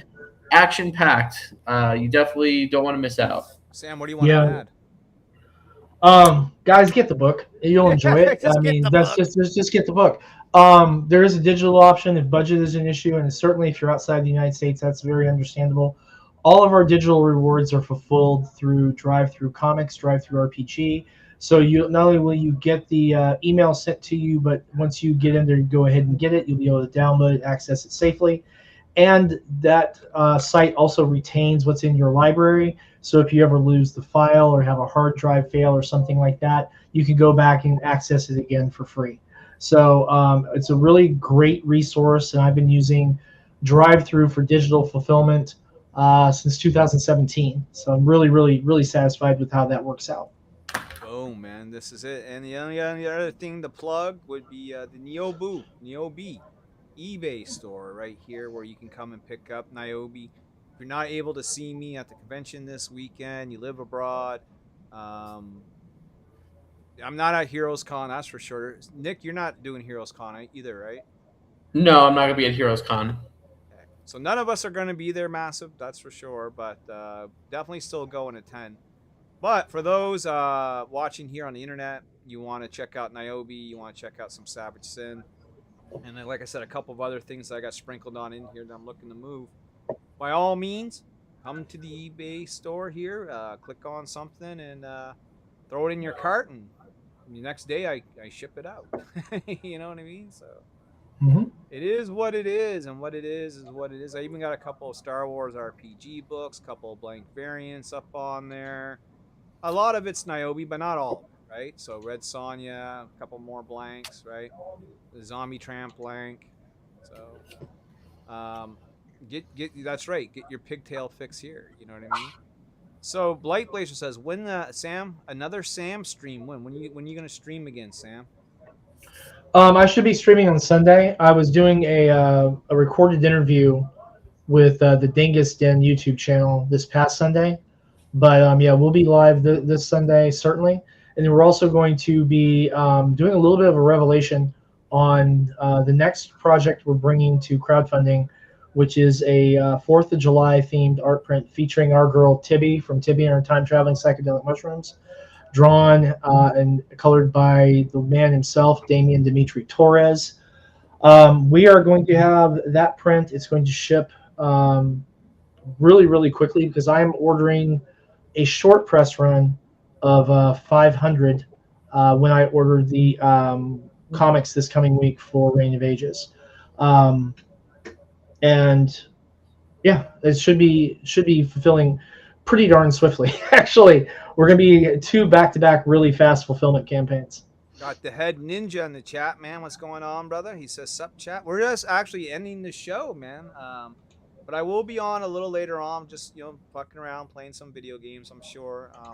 I bought a couple ice cold cans of beer. I might have one later when I do that. You know, I don't often drink too much. I might have a beer, you know.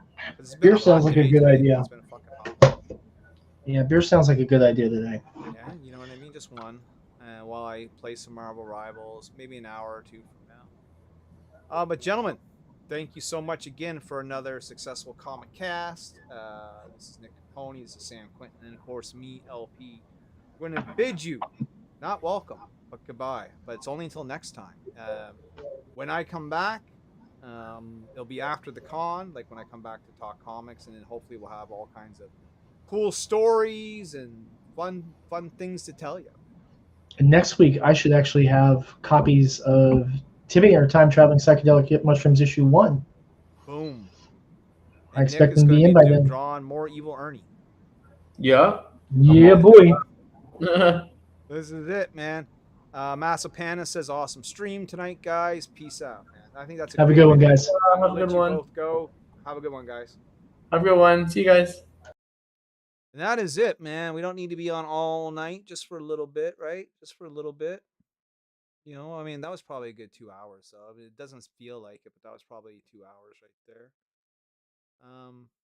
Yeah. So, what do you do when you live in a shoe? You get a boot and get laced. You know what I mean?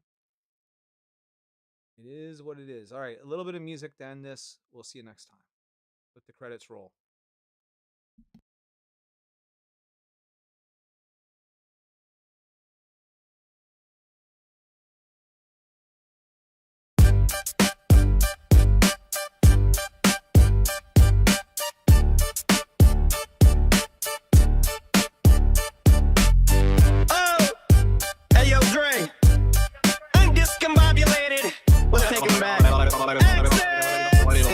Everything's all fucked up. I'm discombobulated, discombobulated. Miss you ovulating. Wait, I didn't mean to piss you off, my lady. What I really meant to say is, it goes a little something like this. Soon as I'm through with the unison, I'm gonna hit the snooze alarm. Before I lose my mind, who am I gonna use it on?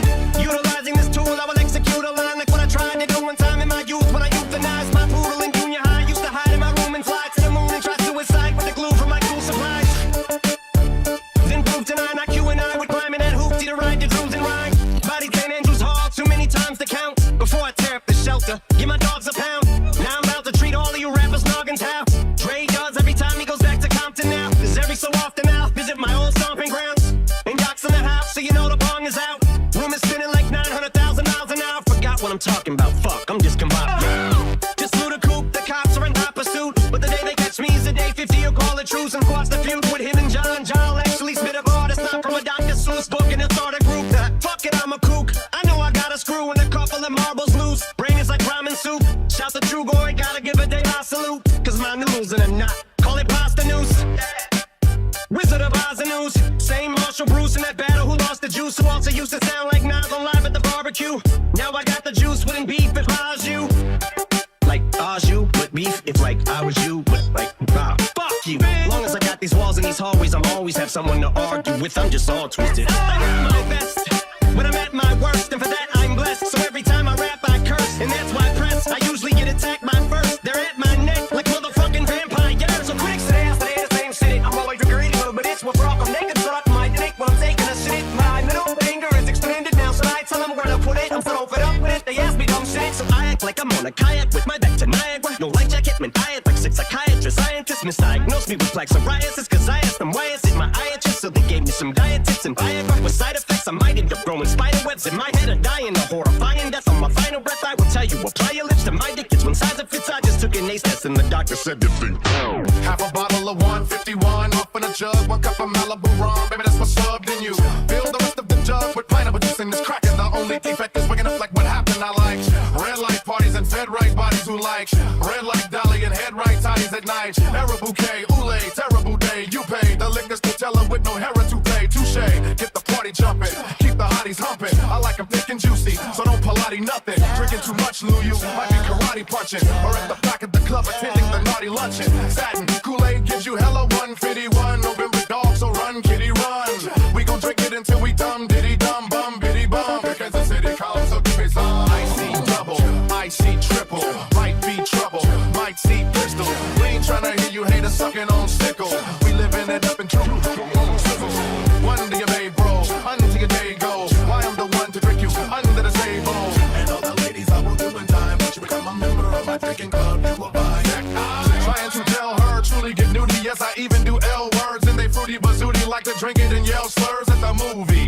if I'm heated, I'm off to get a carabulu to cool me. Created by Technizzle and T-Wizzle and High Day. We mixed it up and then I say we treat carabizzle like our lady. Originated in Kansas City, Missouri since 1995, baby. Starbender, I need a trother nink. Release carabulu in a party, it's utter kink. Insane